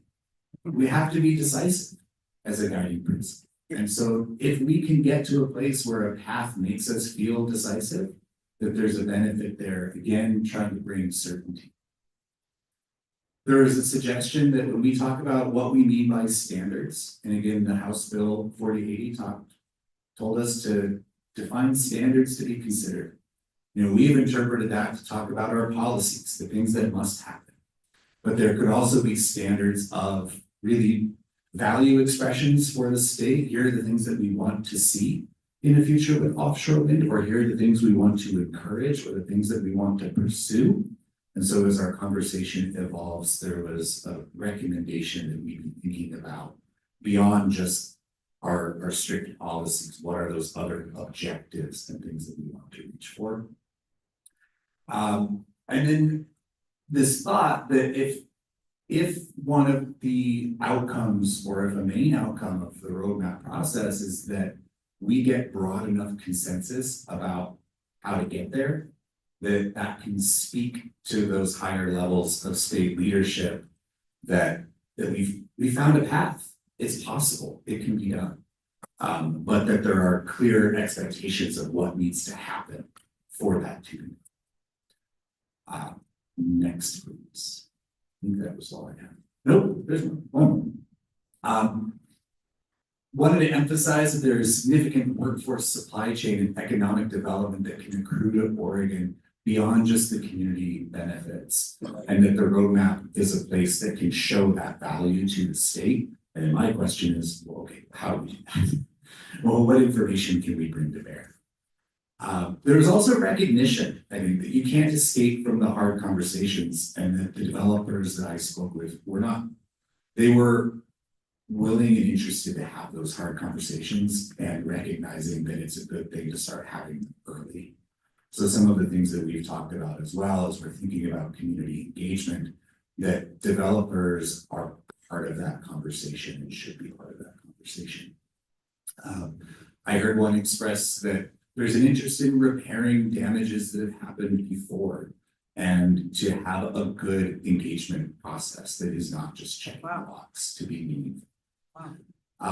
And then just as an ongoing throughout the life, and this gets to a comment that I think Randy's made earlier, there was a recommendation that the state maintain an open process after we make a permitting decision, because there are going to be other points in the process where people are going to want to come and see what's happening. And I think that was it from those conversations. So we're gonna do some gear switching, but maybe just take a breath. And again, those were conversations that I had that I wanted to just bring to you as food for thought. as we go forward. And I see a hand raised. Do you want to take questions? Well, we are gonna switch gears into energy now, so it So a few seems questions? appropriate, just a few, if you Yeah. could, please. Okay. I was curious about, what the hard questions were according to the developers. I don't. Because you said. Yeah, I hard don't remember conversations were to specifics. have. It was a generic feeling, Okay. a general feeling, recognizing that there are hard conversations too. No problem. And for folks online, any questions you all have? Other folks here in the room?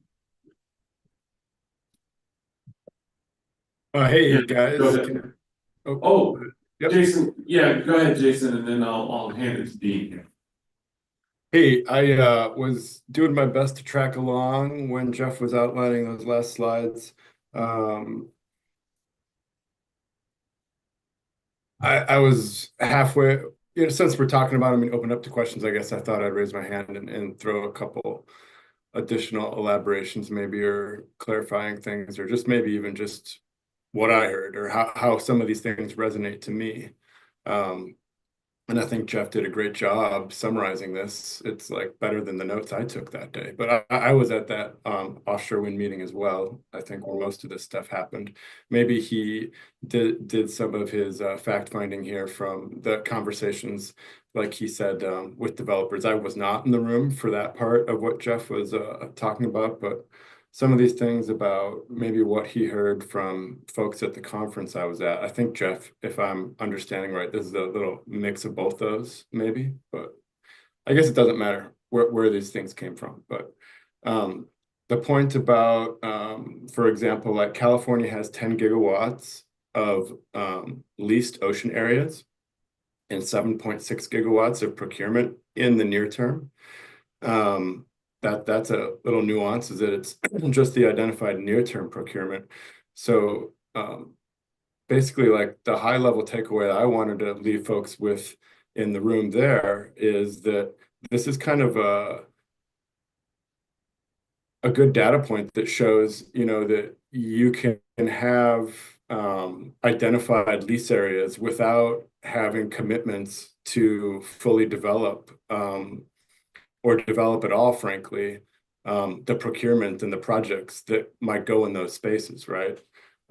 So where's the missing 2.4 gigawatts? Well, if we had, a 1 gigawatt or 2 gigawatt space leased across the pond or, adjacent to Oregon, what's going to go in there? Well, we don't really know. I mean, part of the point of the leases is for them to do further exploration and stuff. It just so happens that with California, that they did, commit to procurement before they've even gone in and done their research.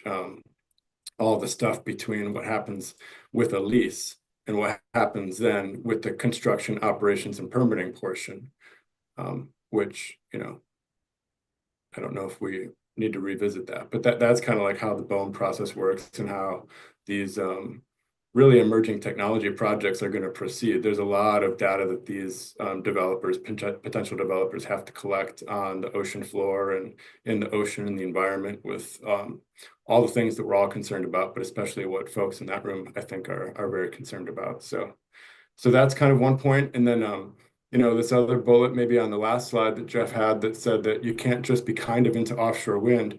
Well, the kind of the other side of the coin of what I'm trying to describe with what I was just saying is, yeah, you can kind of just be into offshore wind to some extent. You have to be decisive about committing to opening up leases, right? Because that's where they need to get more data. If there's not a commitment to open up those leases, and if the community isn't on board, then you're going to see a situation play out like what we just had happen, right? Like they backed out for many reasons. Some of those were supply chain related, some of those were politically related. A lot of those were also related to, a sense that the community wasn't ready for offshore wind leases, let alone offshore wind procurement. So I think you have to really be decisive and commit to opening up leases. It would be great, and the developers would love it if you also committed to procurement at that same step. But I don't know if that's an essential. And their perception about how other folks across the world have committed to offshore wind is exactly that, right? It's based on fixed bottom offshore wind and largely, which is a different animal. Fixed bottom offshore wind is a lot cheaper. It's closer to shore. So it's easier to commit to something like that. And it's also different parts of the world. You know, you're talking mostly about Northern Europe, which is a little bit different market structure and core belief system, frankly, one might say. A little bit more socially minded and collaborative and community oriented and centrally planned, kind of like government and market forces acting together. Whereas the United States has a little bit more independent, quote unquote, free market approach, especially in the Northwest. We have bilateral power markets where utilities kind of ink deals one-on-one with developers and with other utilities and stuff like that. California has a little bit more of a centrally planned, you know, state top-down kind of approach to their market structure. So all these are little nuances that I really appreciate, and I've probably already said too much, maybe confused folks a little bit, but you know, hopefully it's a little helpful. You know, all apples aren't apples, right? There's apples and oranges, I guess, or whatever I'm trying to say. So some of that, you know, hopefully is helpful. Thanks, Jason. And I think that's starting to queue up a little bit of like, okay, what's our overall state strategy? So let's do Dean, and then let's talk about what's up with that, the state strategy. Cool. So a question for Jeff, and I might have missed this, you might have already said it, but who, can you characterize who was at the conference that you got the information from? Like, when you say developers, Yeah, that could be a pretty broad spectrum. What are we talking, international developers? Are we talking local developers? I mean, what kind of people were there? sure. So on February 18th was the Northwest Offshore Wind Conference that was sponsored by POET. Jason Bush, who is a member of our roundtable, is the executive director of that. And there were, I would not hazard a guess as to exactly how many people were in the room. I'd say fewer than 100 would be my guess. And it included, and Julia was there as well, as was Andy Lanier, Jason was there. And we did not have any federal agencies, I'll say that, that I saw. There were, oh yeah, and we had, yes, thank you. Yeah, Scott and Randy and Nate were there. We had, at that conference, we had, what's his name? Kevin, who was related to the Principal Power Project from about a decade ago that wanted to do offshore wind off of Oregon, was there. Nicole was there from Renewable Northwest, also participating in our roundtable. And you know, I don't remember there being other like international developers of offshore wind at the conference itself. It was a lot of people who are trying to facilitate the market and development happening at that conference. And just one moment. Then the next day, I met with 7 or 8 who were actually representing developers of offshore wind from different places around the country and the world who were willing to come and have a one-on-one conversation, or I guess a 7-on-1 conversation. I just wanted to say that this is the 3rd year that this conference has happened. In the last 2 years, there have been developers there. One of the developers, RWE, was one of the ones that actually won one of the leases in Humboldt that had been engaged down there for some time. They had been involved with the conference up until this year. And I was on a panel all 3 years and discussed. So, and before this year, there was lots of federal agencies were there participating before this year. This year was a little, I guess, lower in attendance. So, I guess, correct. Congresswoman Sudan Bonamici was there. So.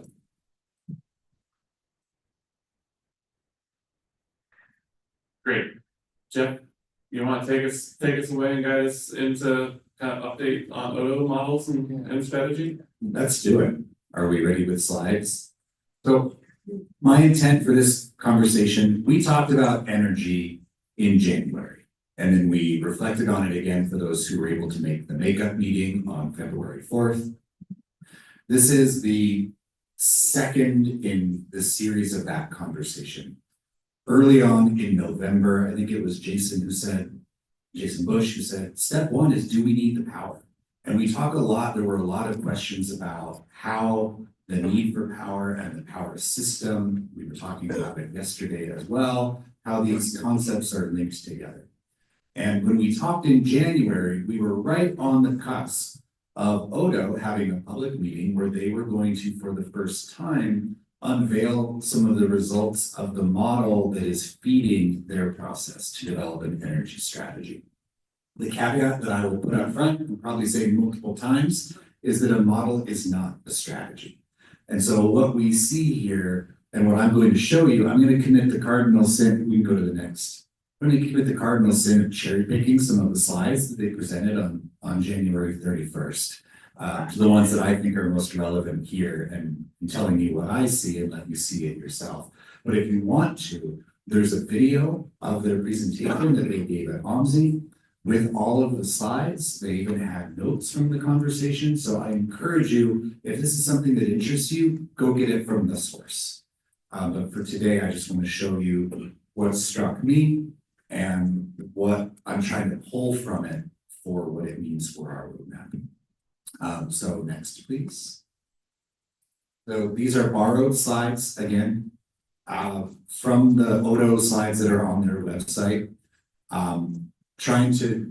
As they were trying to explain at this OMSI meeting what their model was, and describing that it was an economy-wide model that included electricity, transportation, fuels, and direct use fuels, trying to capture the world of different ways that we consume energy, because the expectation is that that will be shifting.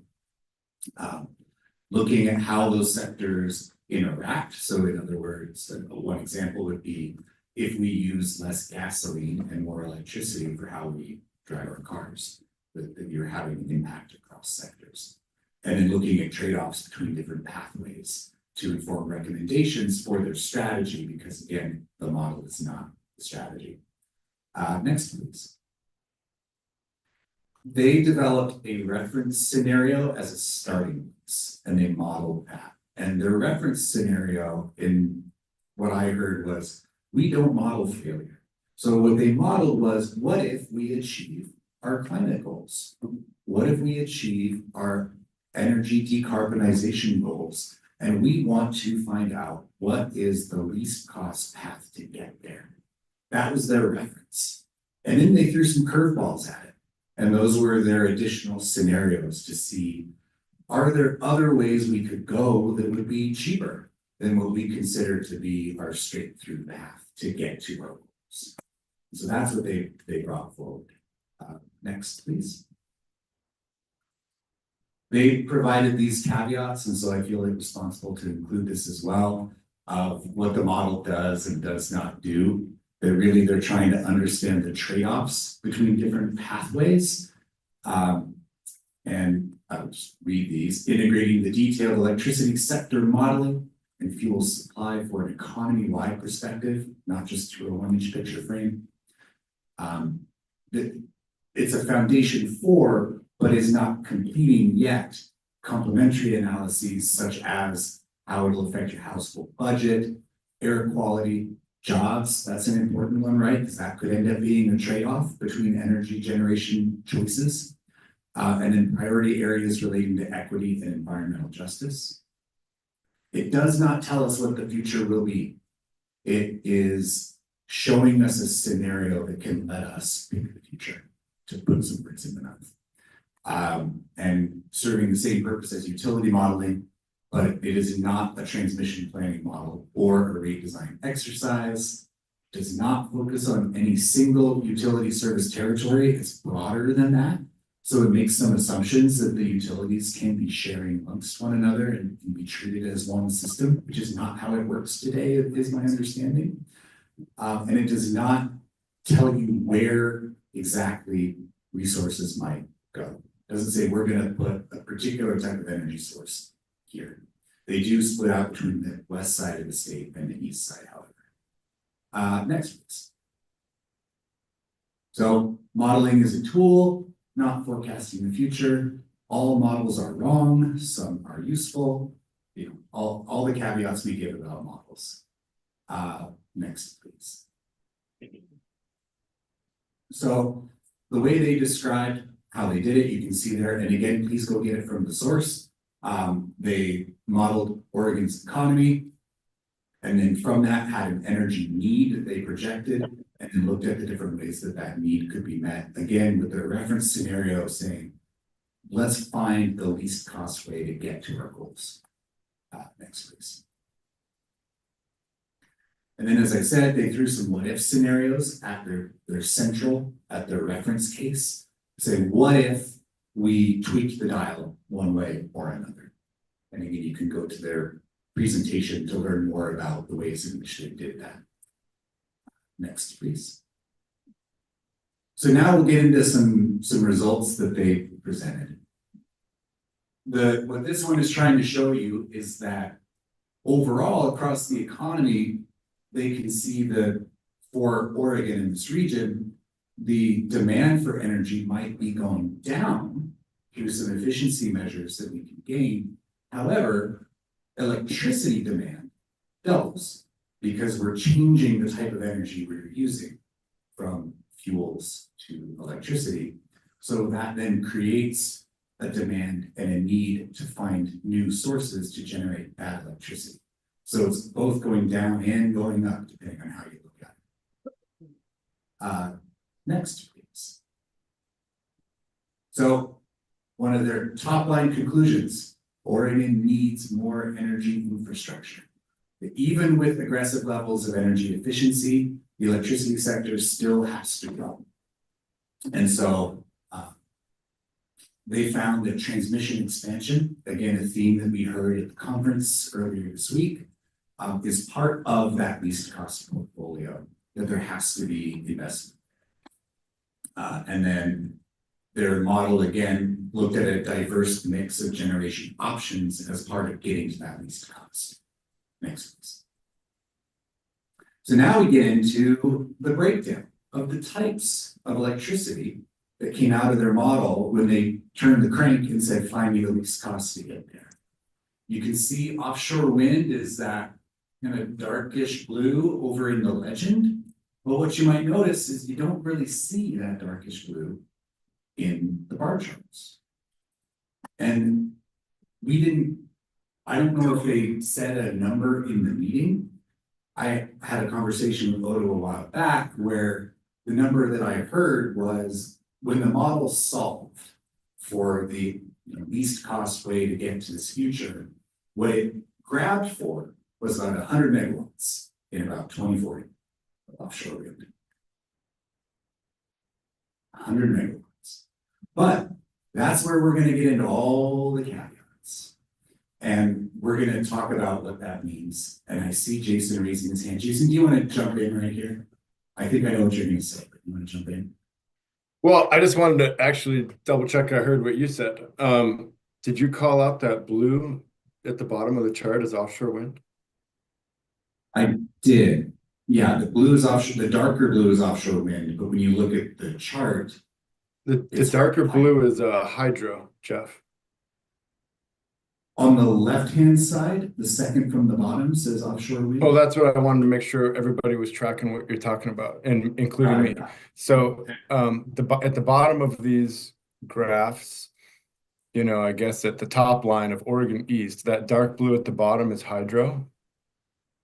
And then same thing with, it's hard for me to see, but I'm pretty sure Oregon West, I think that's also hydro at the bottom, that dark blue, because you can kind of interpret, where I guess it's hard for me to tell what you're pointing at, Jeff, without like a mouse or a pointer, right? Maybe you were trying to point out some sliver of offshore wind, but where do you see it for folks? Yeah. Or are you trying to? Trevor on the computer is helping us. Yeah, make sure everybody's on the same page. So it might be there in that 2030, or you think it's in the 2050 stack, Jeff? What I recall from conversations with Edith was that it was 2040 it came in and it was a fairly small amount. Yeah, so I don't think you're gonna be able to see it on this graph, and any dark blue on this graph is probably gonna be, to our naked eye, it's probably gonna be hydro. I don't, you know. So I just wanted to clarify that, yep. Good clarification. And again, I recommend folks to go and look at these themselves. It can be hard to see on the screen in the room. Do my best to narrate. But you know, point out, I guess while I'm talking, Jeff, too, just FYI, you know, this is for Oregon, so I think we might see a couple more data points come out of our modeling. I'm not sure. Like, we were just really slammed in trying to get the Oregon specific data out into the room for that OMSI presentation and for our work group meetings.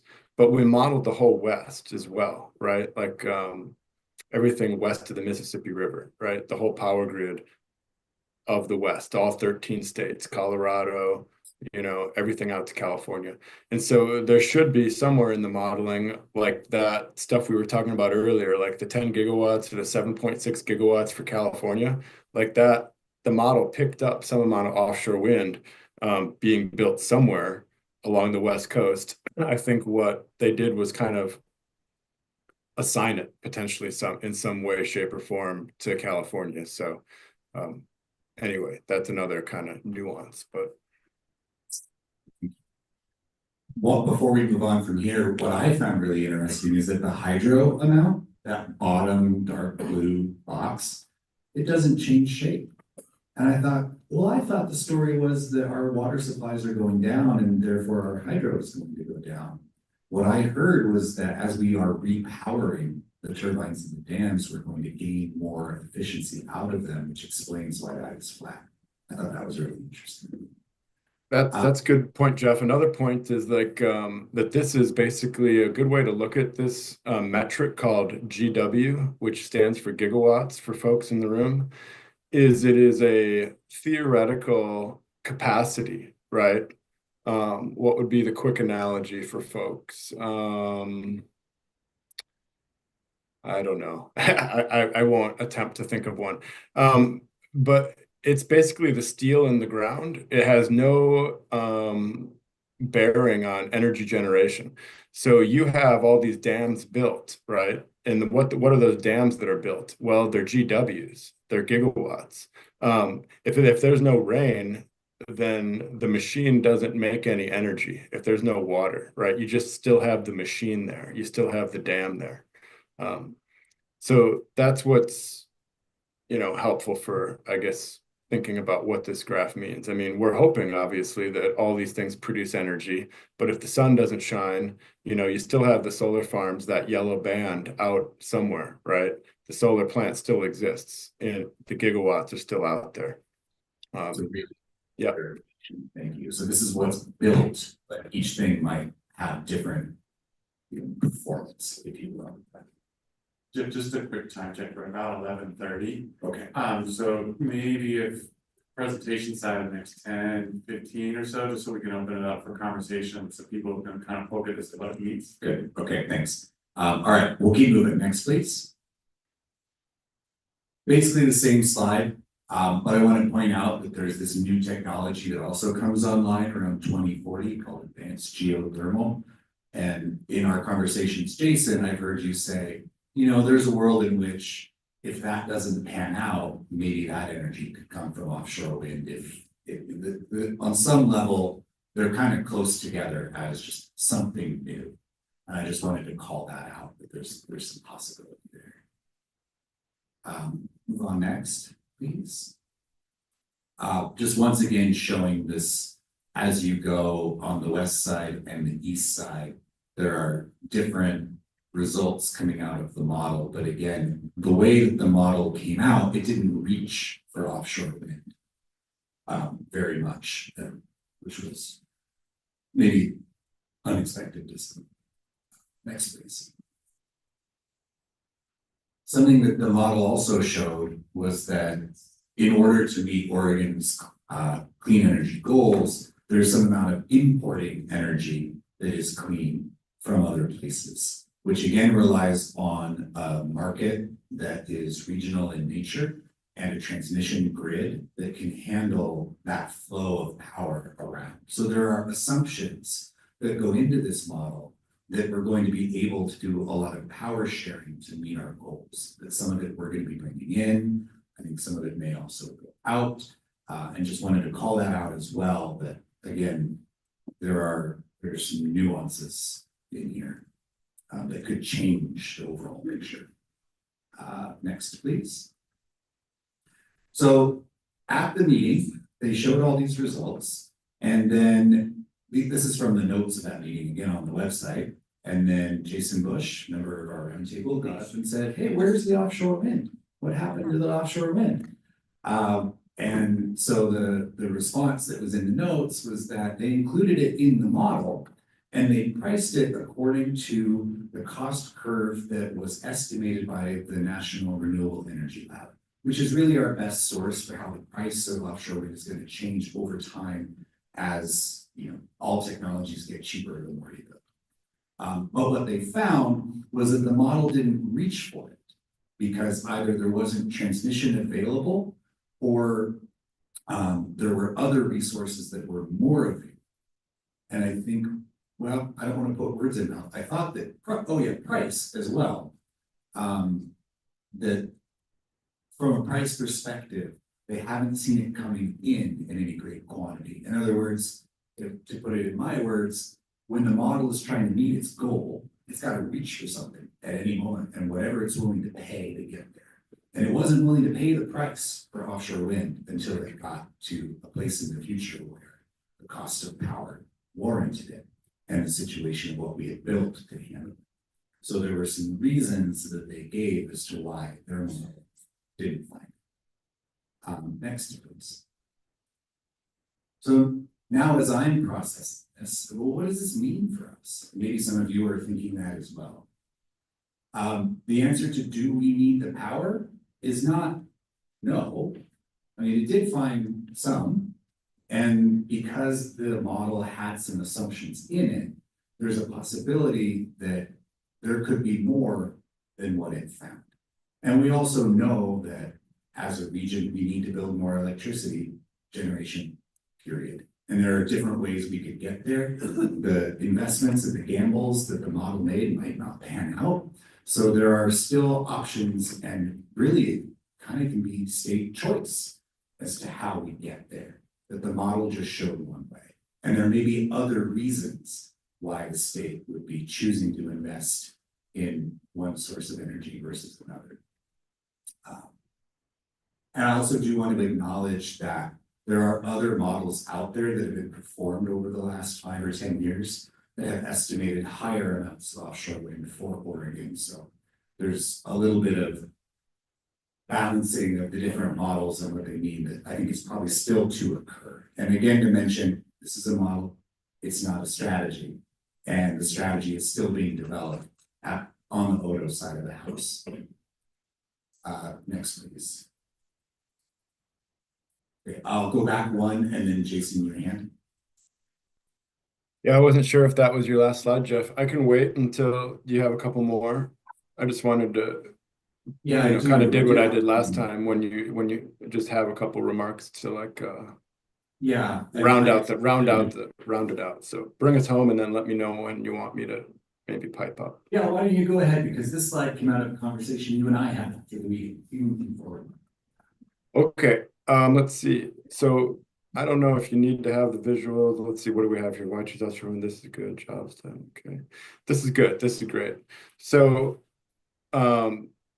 Jeff, you could come work for Odo at some point if you want, or the PUC. You're picking up all the energy stuff pretty fluently. So congratulations, and you're doing a great job summarizing all this stuff. I can round out a little bit more, maybe to help people understand kind of, we can just use it as an example because it's an example from the modeling, right? This geothermal example, right? But it doesn't have to be geothermal. It could be something else, There's a bunch of like emerging technologies that are pretty expensive, right? Offshore wind's expensive, the geothermal is expensive. Why was the geothermal picked?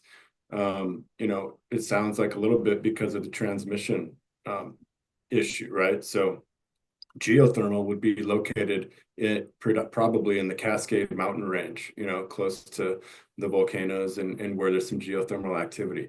It happens to be that anywhere on land, frankly, you're going to be a little bit closer to the transmission grid, right? Because we all live on land and that's where the transmission's at. So the cost for offshore wind transmission is something that's a little unique to offshore wind that the other technologies probably still have to deal with at some point, but it's not like they're rebuilding the power grid into the ocean, right? You've got to kind of do some significant transmission work to basically extend the extension cord out into the ocean, right? Geothermal and the other spots on land don't have to build as far of extension cords, and they don't have to like do the massive transmission upgrades. So that's a big thing.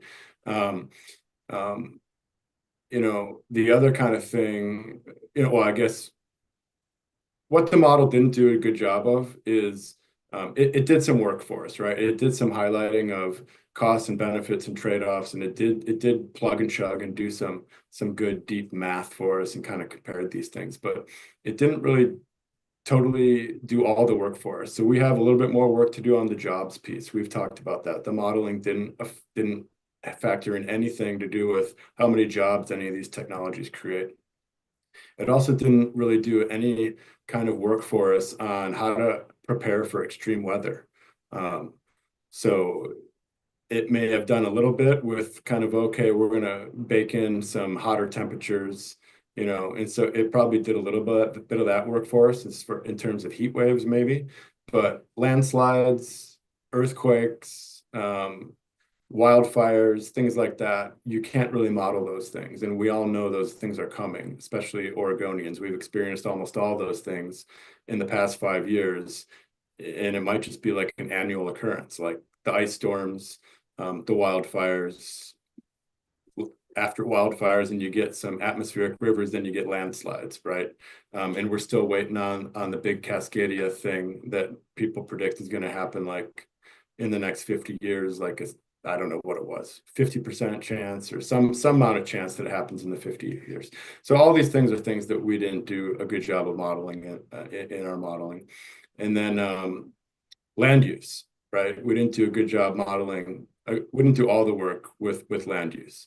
And so like this geothermal example, just to bring us full circle, like there's concerns everywhere about whether it's ocean use or land use, right? So you know, it may be closer to the transmission lines that are already built in Oregon, this geothermal resource, but, you know, are people going to be okay with, are the concerns going to be any different with land use to drill holes in the middle of our Cascade forests, right? Are those going to be different than what might be, you know, stringing some power cables and doing whatever's contemplated with offshore wind in the ocean, right? So these trade-offs exist everywhere.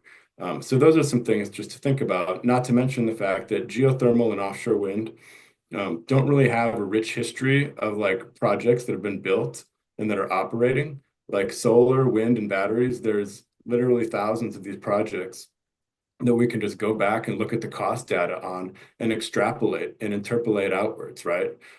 We have like very few data points for geothermal, almost no data points for offshore wind. So that just kind of means like the costs that these things were modeled with are very, very speculative. And so the geothermal that popped up in our modeling is frankly quite a bit more uncertain than like the amounts of wind and solar and batteries and transmission and these kind of staple goods for the power grid that we're already used to dealing with, right? Those costs are more certain.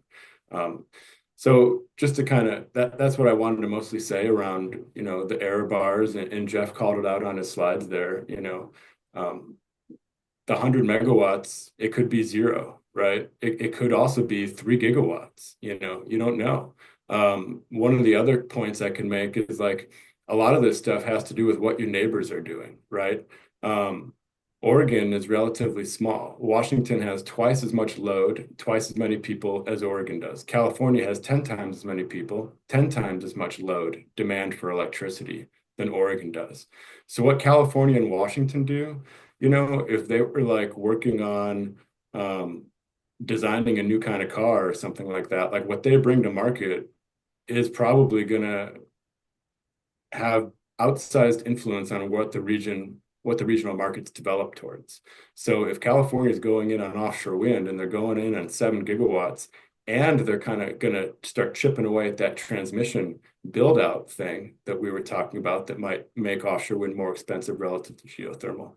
You have to kind of account for these things, and it's not a clear picture, but you can kind of like sprinkle in these ingredients and try to like figure out you know what might happen in the future. And it's totally unwritten. But that's kind of the narrative in what's going on. So I think hopefully that maybe helps. And frankly, if that brings up some more questions from the group, that might be also a good thing about me maybe saying too many words here, but sorry to take up so much time. Thanks, Jason. You are very good at putting a lot of words together without a breath. I'm impressed. And so I think what I'd like, Jeff, is you to kind of get through your last slide and frame up kind of a discussion back to the group. So just as Jason offered, we can start asking questions of Odo and models and all those questions you just had. Okay, you still don't get to see my cartoons. All right, back. What does it mean for the roadmap? So as I was sitting having breakfast this morning and thinking about how can we reflect the information I'm about to bring to you and then seek some input, bringing it back to, we're talking about all of this because we're trying to make a roadmap. So, and we know that the offshore wind roadmap has something to do with the state energy strategy. And I'm interested to see what feedback you all have for, whether we ought to assume some amount of demand and how important it is to know exactly how much for what we're trying to do here. And just are there any recommendations that come to your mind as to what our path could look like, or what recommendations we would have for either what path we ought to take or what information we still need in order to know what our path looks like? And with that, I do see we have a hand online. Joshua's been patiently waiting, but. Yeah, thanks, Jeff. So I also, in addition to serving on this roundtable, I serve on the Oregon Energy Strategy Advisory Group. And I had the same questions for the modelers that you had, and I got the same answers. And I don't have any brilliant insights, but I did have one specific question about one of your slides. When you referenced 200 megawatts, are you assuming that as an import from California or another state with offshore wind? Because my understanding is the 200 megawatt capacity would not be economically feasible for an Oregon project. I don't have an answer for you for that. It was just a number that I heard in a preview of the models that we got, before it went out. I can chase that answer down for you though. Okay, thank you. And I think as folks are getting ready to kind of make questions or comments, I think on this one, Jeff, it really is teeing back to a little bit of what we talked about yesterday. Like if this group needs additional information from model runs or the strategy, now would be a good time to put some of those cards on the table, right? So, hey, could you do a model run that looked like this, or thought about this, or could you help us think through X, Y, or Z, right?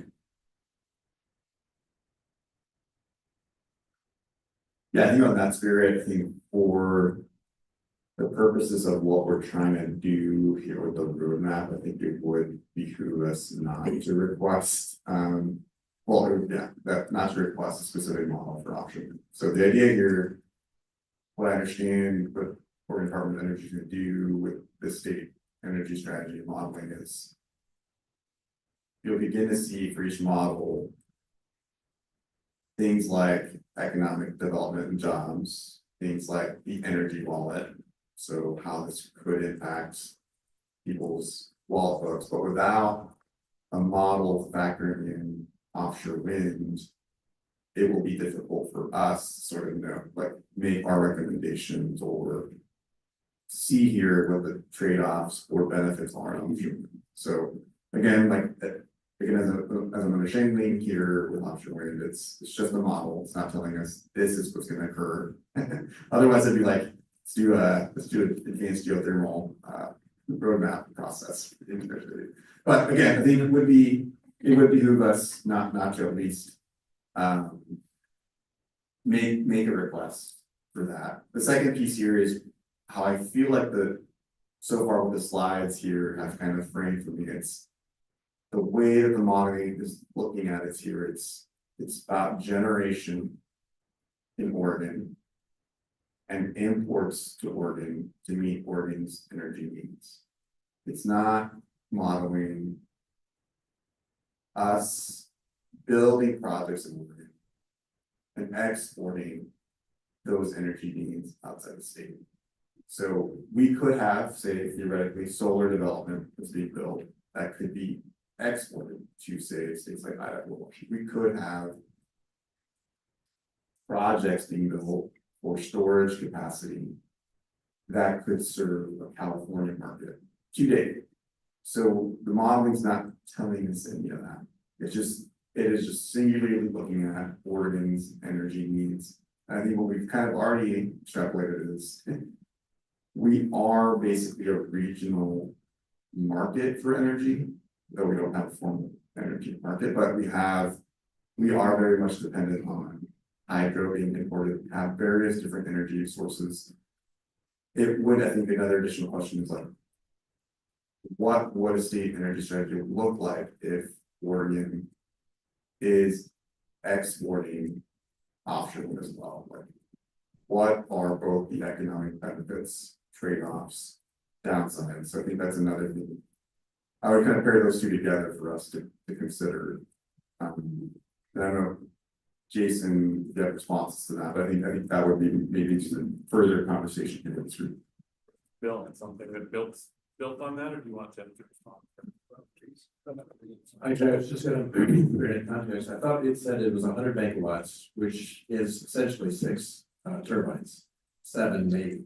And from the standpoint of all the necessary infrastructure to have the lines coming in, energy, all of that, without having a real basis for it, but it seems like that's just completely infeasible.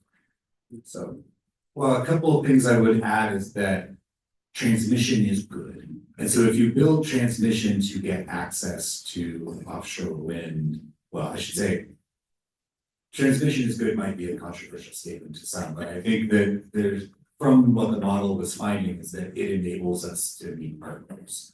And so if you build it, it allows what Ranfeast is talking about, which is maybe Oregon could build more than 100 megawatts, but it only needs that much. Or if these other technologies like geothermal don't pan out, Oregon can use it for our goals, or another state could be a customer. And then the question would be, what benefits could Oregon derive from hosting off of our shore a project where some of it is for us and some of it is for others, paid for by them through their rates? And how can we, through our policies, capture benefits to Oregon in terms of economic development and jobs through any agreements that we have related to effects to our coastal uses and resources through the policies that we have, that there are ways that can be balanced out. And I think that's something that could be brought from the system. yeah, I fully support that. That's where I think that, from what I recall of the PNL study, that we can support somewhat less than 2 gigawatts, a little over 2 gigawatts with the existing infrastructure without a lot of changes. But the caveat to that is that it assumes it's spread across the coast. One of the slides I have not had time to show you is that. Like the Fairview substation that would have served both the Coos Bay and Brookings PS can only accept 940 megawatts today, but and would need to have upgrades. So the 2.6 gigawatts assumes that there are 5 different points along the coast that it can plug into. So that's why I think that having the modeling to show what you're saying, what additional capacity could be handled, where would it go, things like that. The idea of producing energy offshore to sell to somebody else. We harvest crabs offshore and sell mainly to other people. We harvest trees and mainly send it off. So it's a commodity that we get the benefit necessary here, but it's just another thing that can help Oregon.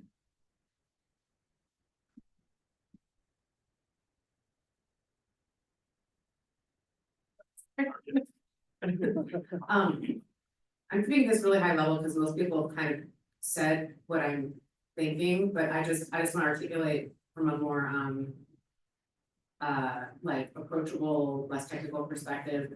You know, we're going to be making recommendations to the legislature. We have, you know, I think we want to be very transparent and understandable to the general public. And when Jason was going over like the things the model didn't do, I'm like, oh, those are the things that would help us make our case, you know. And so I think we need to find a way, whether it's additional modeling, what you're talking about, or visualizations of what you're talking about in terms of like what it could look like.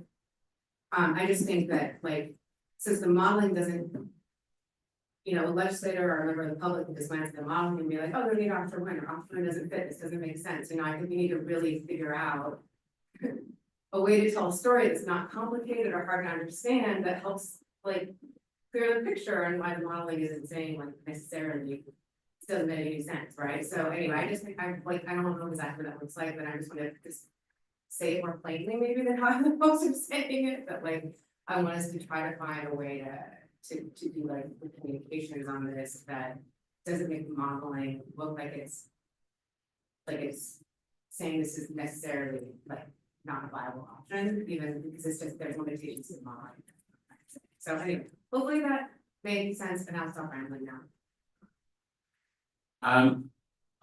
Jason, I see you. I wanted to see if there's other folks online that wanted to jump in. I've got Mike here in the room, and then I'll go on.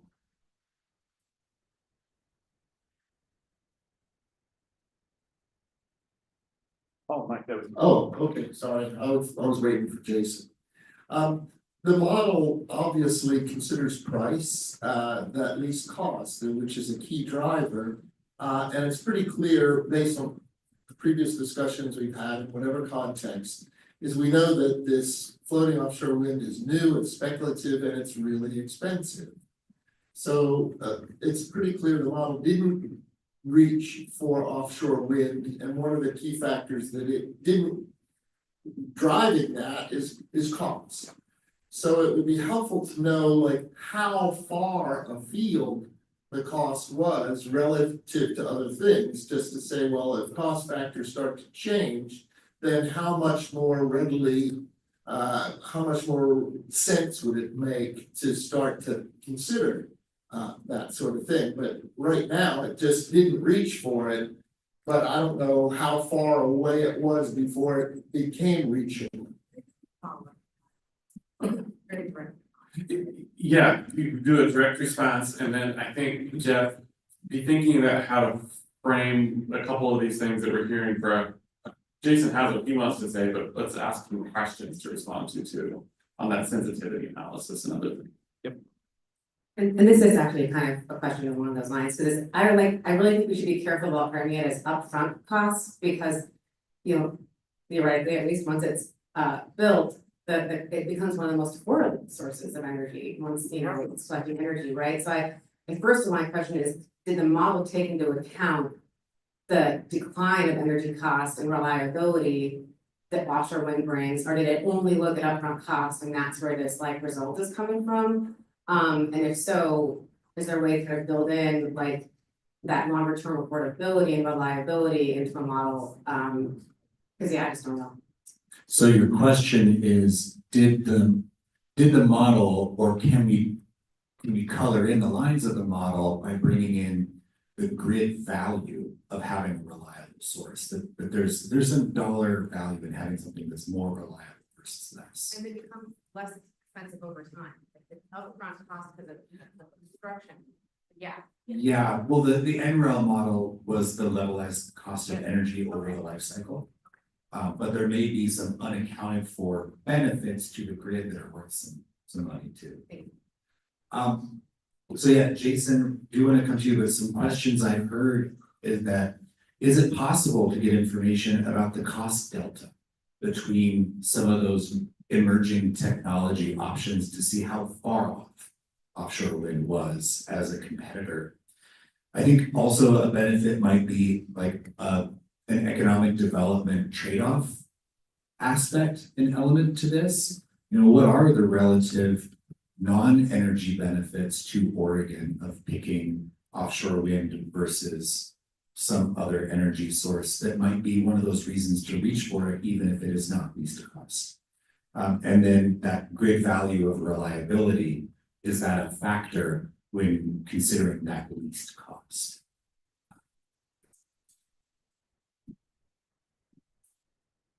Yeah, can I do my favorite thing and give a little bit of pretext and a long answer?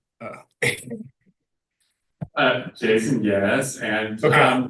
at 11:53, and so we kind of need to. Yeah. No, I think it'll be helpful, you know, because I think this modeling or the group, I kind of hear, you know, maybe not 100%, but I hear a little bit of, you know, I'm just going to use probably an overcharged word. I hear a little bit of maybe a possible slipping of this group into an obsession about the modeling, right? And so the point of this modeling, in my mind, and I think frankly, maybe it hasn't been very clearly communicated by Odo staff, was to do a high-level analysis of, you know, this multi-sector energy system, right? So we have a transportation sector that uses a lot of gasoline. We have a building heating sector that uses a lot of natural gas, right? And then we have the power grid. And so Jeff had that one slide, right? And if you don't need to pull it up, Jeff, but I'm surprised nobody really asked any questions about it. But, you know, the highest level analysis, the highest level purpose of this modeling was to show, you know, what happens with all these sectors into the future. And Jeff's slide that he showed that energy goes down and electricity goes up, right? So what the heck, how is that even possible? What are we talking about, right? Maybe everybody understood, but what's happening is electricity is much, much more efficient and cost effective than mining, refining, transporting, and combusting fossil fuels like oil, natural gas, and gasoline, right? The electricity moves at the speed of light essentially over these wires, right? So you're not hauling oil across the ocean. You're not hauling, you know, tanker trucks of gasoline to every Chevron in Arco across Oregon, right? It's just showing up. You layer on like wind and solar and batteries and things like that, then you're getting you're getting the energy piece of that. You know, the energy piece is like what goes through those gigawatts, right? So you have this capacity built out there, but the energy is like the sun and the hydro system and the water, right? That's the energy. So you're getting all that energy essentially for free. You don't have to mine it, refine it, or transport it with those technologies like hydro, wind, and solar, geothermal, kind of the same animal. So that is what the modeling showed. It showed that energy goes down in the future and electricity use goes up, and that it happens, of course, to some extent because of these clean energy and climate policies that are helping our utilities make big decisions about what they need to do in the future. Like our laws are saying, hey, we want you to do this. You have to do this. But that whole transition is happening essentially for those reasons I just said, right? It's just more and more efficient to use electricity to meet our energy needs as much as we can. So now where we're at with the energy strategy is we want to jump off that foundation, right? That was the purpose of the modeling, to kind of give everybody the real big picture, the non-energy people out there that don't do this every day, you know, not the people that like Renewable Northwest that you guys are friends with and who's a big part of this group, right?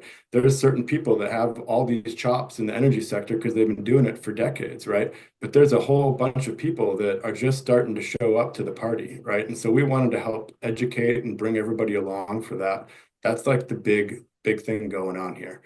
So we're trying to move past that modeling and recognize all these things we've talked about a little bit today. Hey, jobs weren't modeled. Hey, land use was kind of modeled, but maybe not. What about extreme weather? Like, what the heck are we going to do when the earthquake hits or the wildfires cut us off? You know, there was a time when I was down along the Coast Range in that Smith River area, and there were public service announcements is all I heard on the radio every hour from your elected leaders talking about all these raging wildfires in the Coast Range, right? So what happens when that power cord is cut off because of a safety shut off or it burns down in a wildfire? You know, there's other options. There's a couple other power cords, but you know, and not just the folks on the coast. What happens to the people in the mountains or the people everywhere? You know, everybody's going to maybe have to figure out some ways to try to get some stashes of energy, whether that's a battery or some diesel fuel, or I don't know, you know, maybe some kind of local generation resource. So solar you could put anywhere. Offshore wind, you have to put it in the ocean, but it's great for people on the coast, maybe, right? Solar might be great, even better for people in Eastern Oregon, right? So every little locality has like their bread and butter or their like shining star resource that they can go get, you know. So hopefully that helps. You know, I don't know if you need to totally obsess about the costs and the modeling. All you have to do is know is that nothing's perfect and like these things weren't modeled. And so now we're at this stage in the energy strategy, which I think is, you know, kind of where your group essentially is at too, almost like, you know, what are the motivations to keep us thinking about offshore wind? What might we want to do? Maybe of a recommendation that comes out of Jeff's group and this DLCD group, and or what bubbles up and percolates through in the energy strategy. What are we going to recommend? Are we going to recommend staying close to California on this, regional collaboration, supply chains, try to do the leases at some point? You know, maybe we know more about procurement the next time that bite at the apple of a lease opportunity comes around. All these things are possibilities, right? The 100 megawatt question about whether that could be, would that be a driver for standing up an offshore wind industry and building transmission lines to go after a little breadcrumb of 100 megawatts of offshore wind off the Oregon coast? Probably not. Could Oregon purchase some offshore wind power of that 10 gigawatts that's leased out in California waters, but there's only 7.6 identified? Well, that's a couple gigawatts. Like, who's buying that power? Maybe Oregon could buy some offshore wind power from those leases in California. But same thing, right? Maybe California could buy some of the power from leases in Oregon waters. In the early days of the large wind projects, you know, many of those large wind projects were built in the Columbia River Gorge up here, shooting out of Portland past the Bonneville dams. And a lot of that power from those wind projects were sold to California, right? So what's old is new again, and you've got, you know, different markets for power, right? California is way bigger. I talked about that. California also has way higher power costs, so they're willing to pay more for some of this power. So that's why they bought, you know, some of that wind power up in the gorge area originally. That's why they were the first movers on that, so to speak. They're clearly going to be the first movers, it looks like, all things considered, on offshore wind. But these things have ripple effects right across the region. And now a lot of people are buying land-based wind, our Oregon utilities, right? And in the future, if costs come down, I heard somebody talking about, well, what if costs come down in offshore wind, or what if these synergies with transmission in California bear some fruit? You know, the future is unwritten. So you can't put too many eggs in one basket, but you kind of just want to keep your options open, right? And kind of think about all the benefits that you could get from something like this by keeping an open mind, so to speak. So hopefully that helps. Thank you.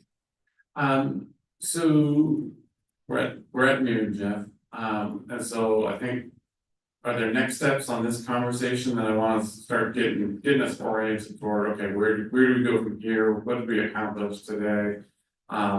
Any kind of other little bits of updates? Make sure we leave some time for public comment. Anything else that folks have been resting on that they haven't been able to offer? So can you help us close this section out? And I know there's a couple more comments, but let's see, we got Joshua and Ramfis. Maybe we do Joshua and Ramfis. Can you guys keep it pretty brief? Yeah. All right. Yeah. Go for it. Yeah, and then- yeah, I'll take just 1 minute. So a couple of things about the model. One thing that's just I'm still a little bit hazy about is that the three major directives to the model were to look at cost, reliability, and the ability to meet Oregon's energy policy, including our ambitious clean energy policies. So I think it's fairly well established that offshore wind hits reliability and clean energy policy pretty squarely. It's a very reliable resource because it's consistent and it complements onshore renewable resources. It's also 3 gigawatts of clean energy that helps us meet our goals.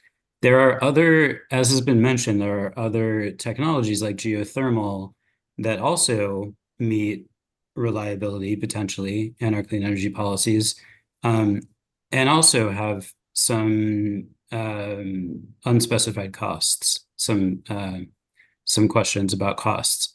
So still hazy to me why something like geothermal, which seems couched in a similar way to offshore wind, was chosen, but not offshore wind. Okay. Next thing I want to say is, yes, all models are wrong and some models are useful. This model is the foundation for the energy strategy, and it is integral to the next part of the development of the strategy, which is getting into the policy conversation. And so what's in the model will be the foundation, the basis for those policy conversations. So when we start to think about what are the obstacles to meeting our policies, what are policies that are still needed, how do we basically create the policy and regulatory environment to meet our energy goals through the strategy. That's the next conversation. So if something is missing in the model, it will not be, I think, fully integrated into that policy conversation. Thank you. Thanks, Joshua. Randy? Yeah, Randy, strategic control, moving lines, yeah, I guess, yeah, I'm gonna go circle. I think Jason gave us a whole infinite universe of ideas to explore here. I would say, I think for the purposes of us as a roadmap, just going back to my original comment, like I think it would behoove us not to request some kind of model for offshore wind. Again, the benefit is we can now begin to distill what is the energy wallet impact to someone in a coastal area versus a rural area versus the valley. I think we'll get more information that's useful for us, for our purposes, as well as for state. So, happy to I don't know, make a recommend. I don't know if you're getting to this, Jeff, maybe we get a small group to propose some ideas, but the scenarios I see playing out here is what occurs in the state energy strategy that we thought theoretically could happen, but does not happen. Maybe we don't want to move away from internal combustion engines because we love our vehicles.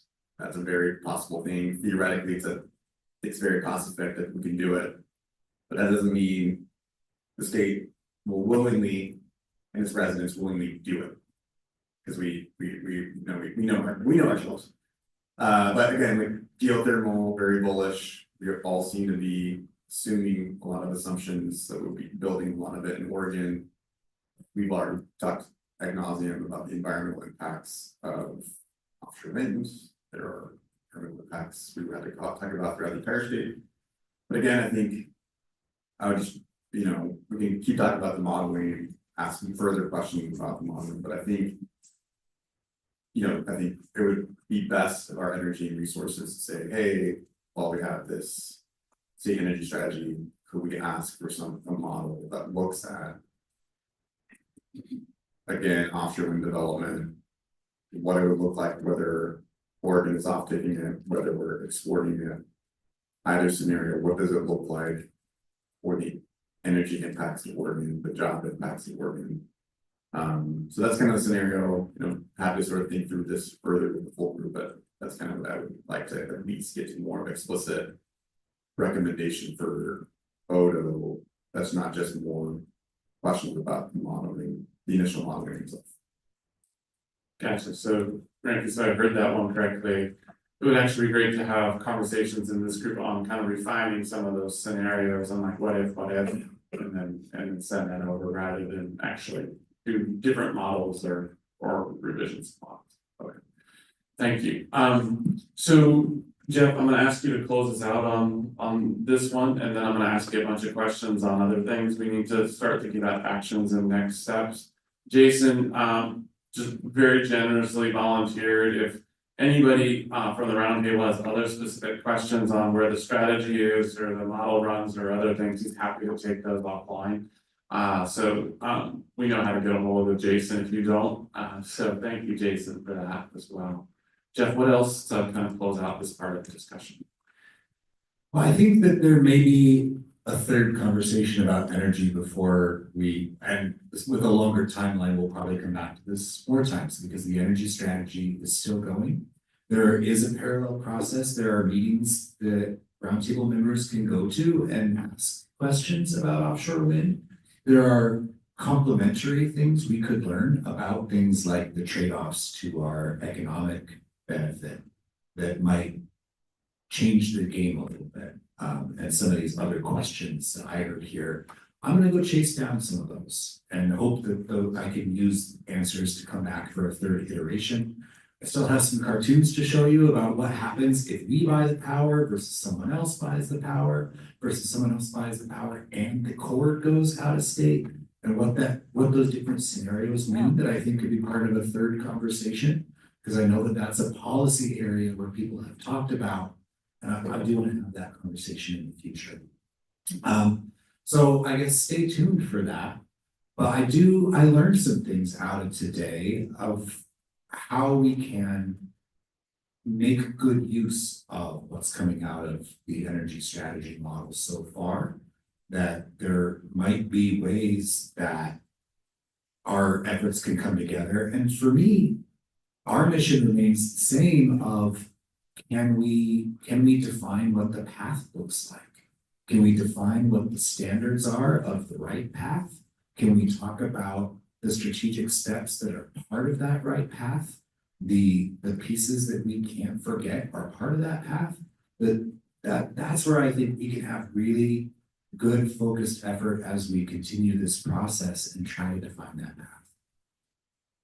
Thank you.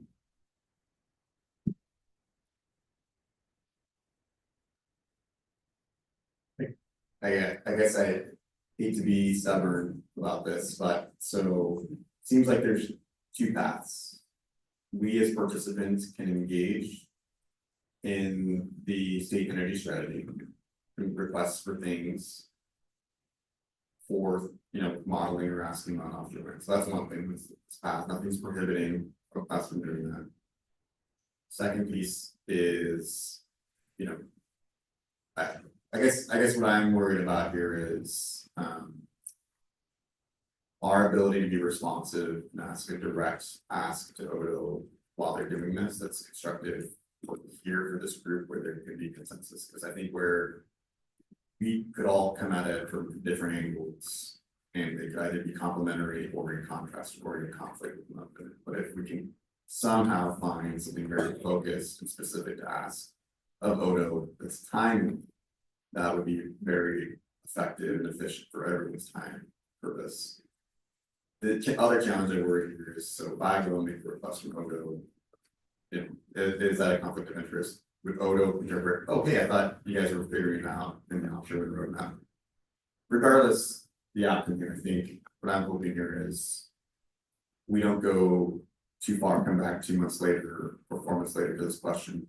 Not that you're suggesting that, Jeff, but that we think this is going to be figured out and Odo tells us, nope, it's too late, the fact that what you're asking for. So I'm hoping that, I'm hoping that we can at least get to some kind of consensus here on a very efficient, very specific request that's timely and Odo doesn't come back and tell us, oh, it's too late, that would be good enough. Yeah, I just wonder can we stick after we close the meeting out, because I was hearing potentially 2 different suggestions, and so now I'm confused. Because I thought, and I don't know that we need to solve it here, but I thought you were suggesting for this group to kind of come up with multiple scenarios and like Karen had suggested yesterday, like, I want offshore wind on the table in some form. Your job is to kind of figure out what that looks like. And now I heard that there may be asks that we need to make of ODO. So anyway, let's just figure that out, because I'm not sure what you're asking. Are you? No. Okay. Well, I guess to clarify, we have a state energy strategy with resources dedicated to it for modeling. Sure. And energy strategies to be developed. Do we just want to leverage that for the purposes of the roadmap, or do we want to create our own separate thing? That's an inefficiency that I see identified. Okay, if you guys are okay, let's get that clear, because I heard you guiding us in 2 different directions on that same issue. So let's just figure out if we get clear, then we can go back with the whole group to say, okay, this is what we're intending. Okay. So I was gonna get ready to kind of wind us down for the day. There's a couple of things we didn't fully get to. Jeff's amazing cartoons. So we might think about a video, Jeff, or some other kind of side conversation rather than bring those back. We didn't give you kind of the updates from the work groups. Just know the work groups have met. There's a work group on marine spatial planning that has some initial kind of thoughts and recommendations. There's an initial work group on community benefit and other legally enforceable agreements that has some concepts that are developing, and a work group on kind of research agenda and coordination that has some concepts and work. So those groups are all going to meet as soon as Monday, and then we'll be ready for another update next time around. Jeff, did we want to ask people about if we took Brookings from April 15th to April 14th, if that causes consternation?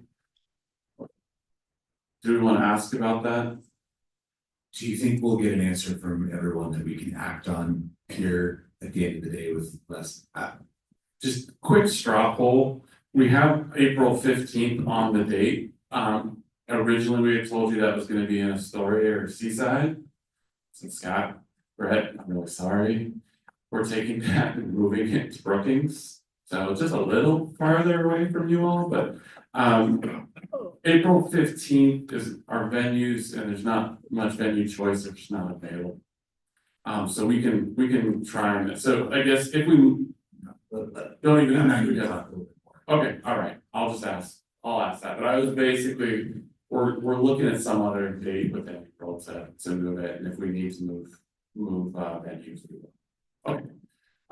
Anything else that folks online or Jeff or folks here in the room wanted to make sure we talked about before we close out for the day? If there are folks that are interested online in making public comment, you can just type in chat and let Trevor know. We'll open up a public comment here in just a minute. But today I'm coming to you, but anything else folks want to make sure they mention today, and I'll recap a little bit of what we covered the last day and a half. Yeah, just that you started to mention the things we didn't get to today, and I'm very aware we didn't get to exit ramps and adaptive management.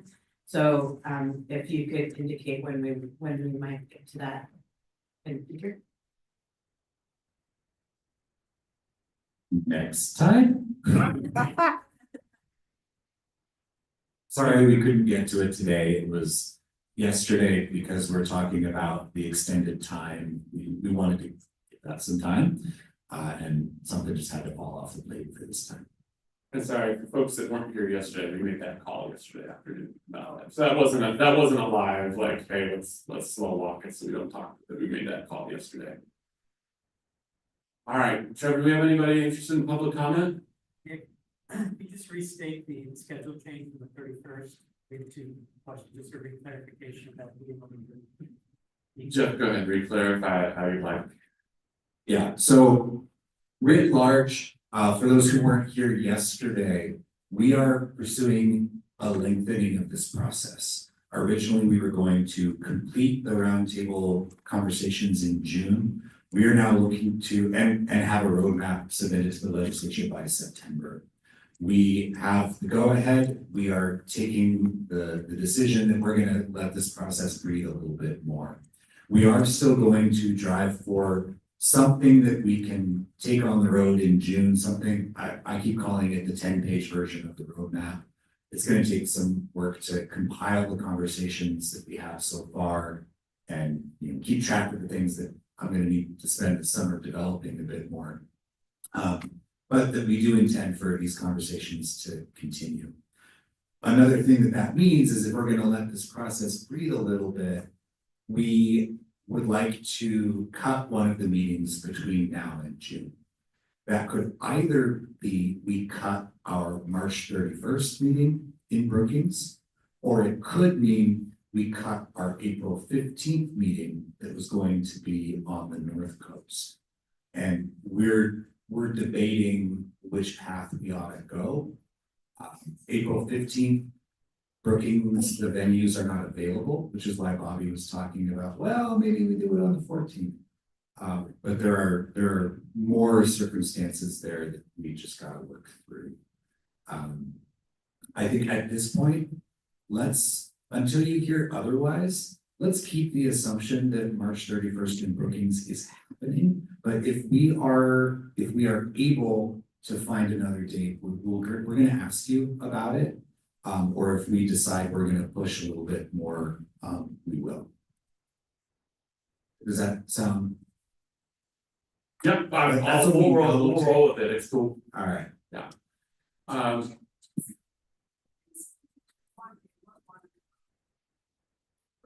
Question was, is Brookings a 1 day or a 1.5 day? 1 day. But we are hoping and planning to have a public meeting while we're down there, which would probably be the next day. So if people wanted to stick around and be part of that event, that would be good. Yeah, that's the nuance, is we'd be down there as a family for more than 2 days. The meeting for the roundtable would be the 1 day. Okay. All right, so just as a recap of the ground we walked, just thank yous to all of our moderators. Really appreciate all your work pulling things together. If you could make sure all of your notes come back to Trevor and Sophia and I before you leave today. So if you have a Google, make sure we get that. If you've got paper, make sure it gets up here on front, ideally with your name and the session and the page numbers written on anything in writing, so we know who to go back to with questions. If you have your sticky bun renames, please do get those back to us. We are gonna keep those and we'll put them together, so make sure we get those sticky notes and try not to mix them up with other notes. It's just kind of a separate thing.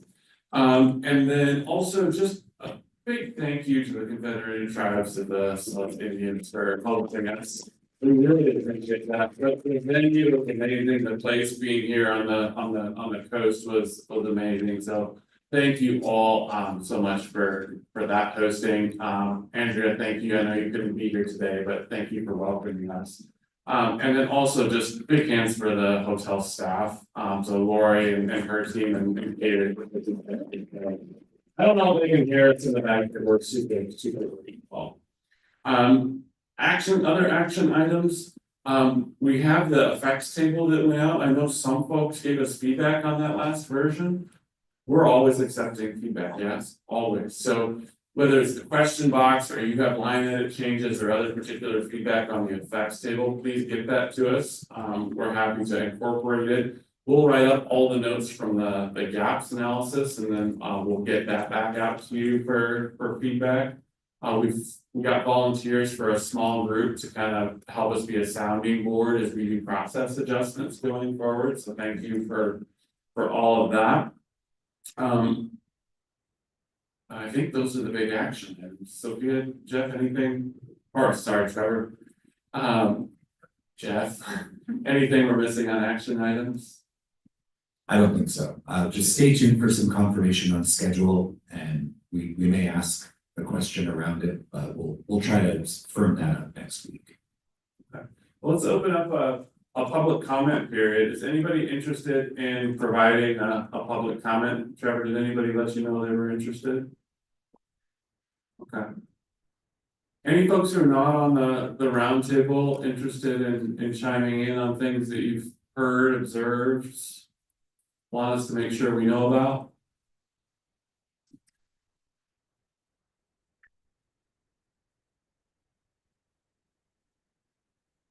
Okay. All right, I'm not hearing anybody, but as always, the question box is open and you know how to find Jeff for our team. Everybody, thank you all so much. Safe travels. There are additional sticky buns that are left, just Westerman left, but we've already honored our end of the deal.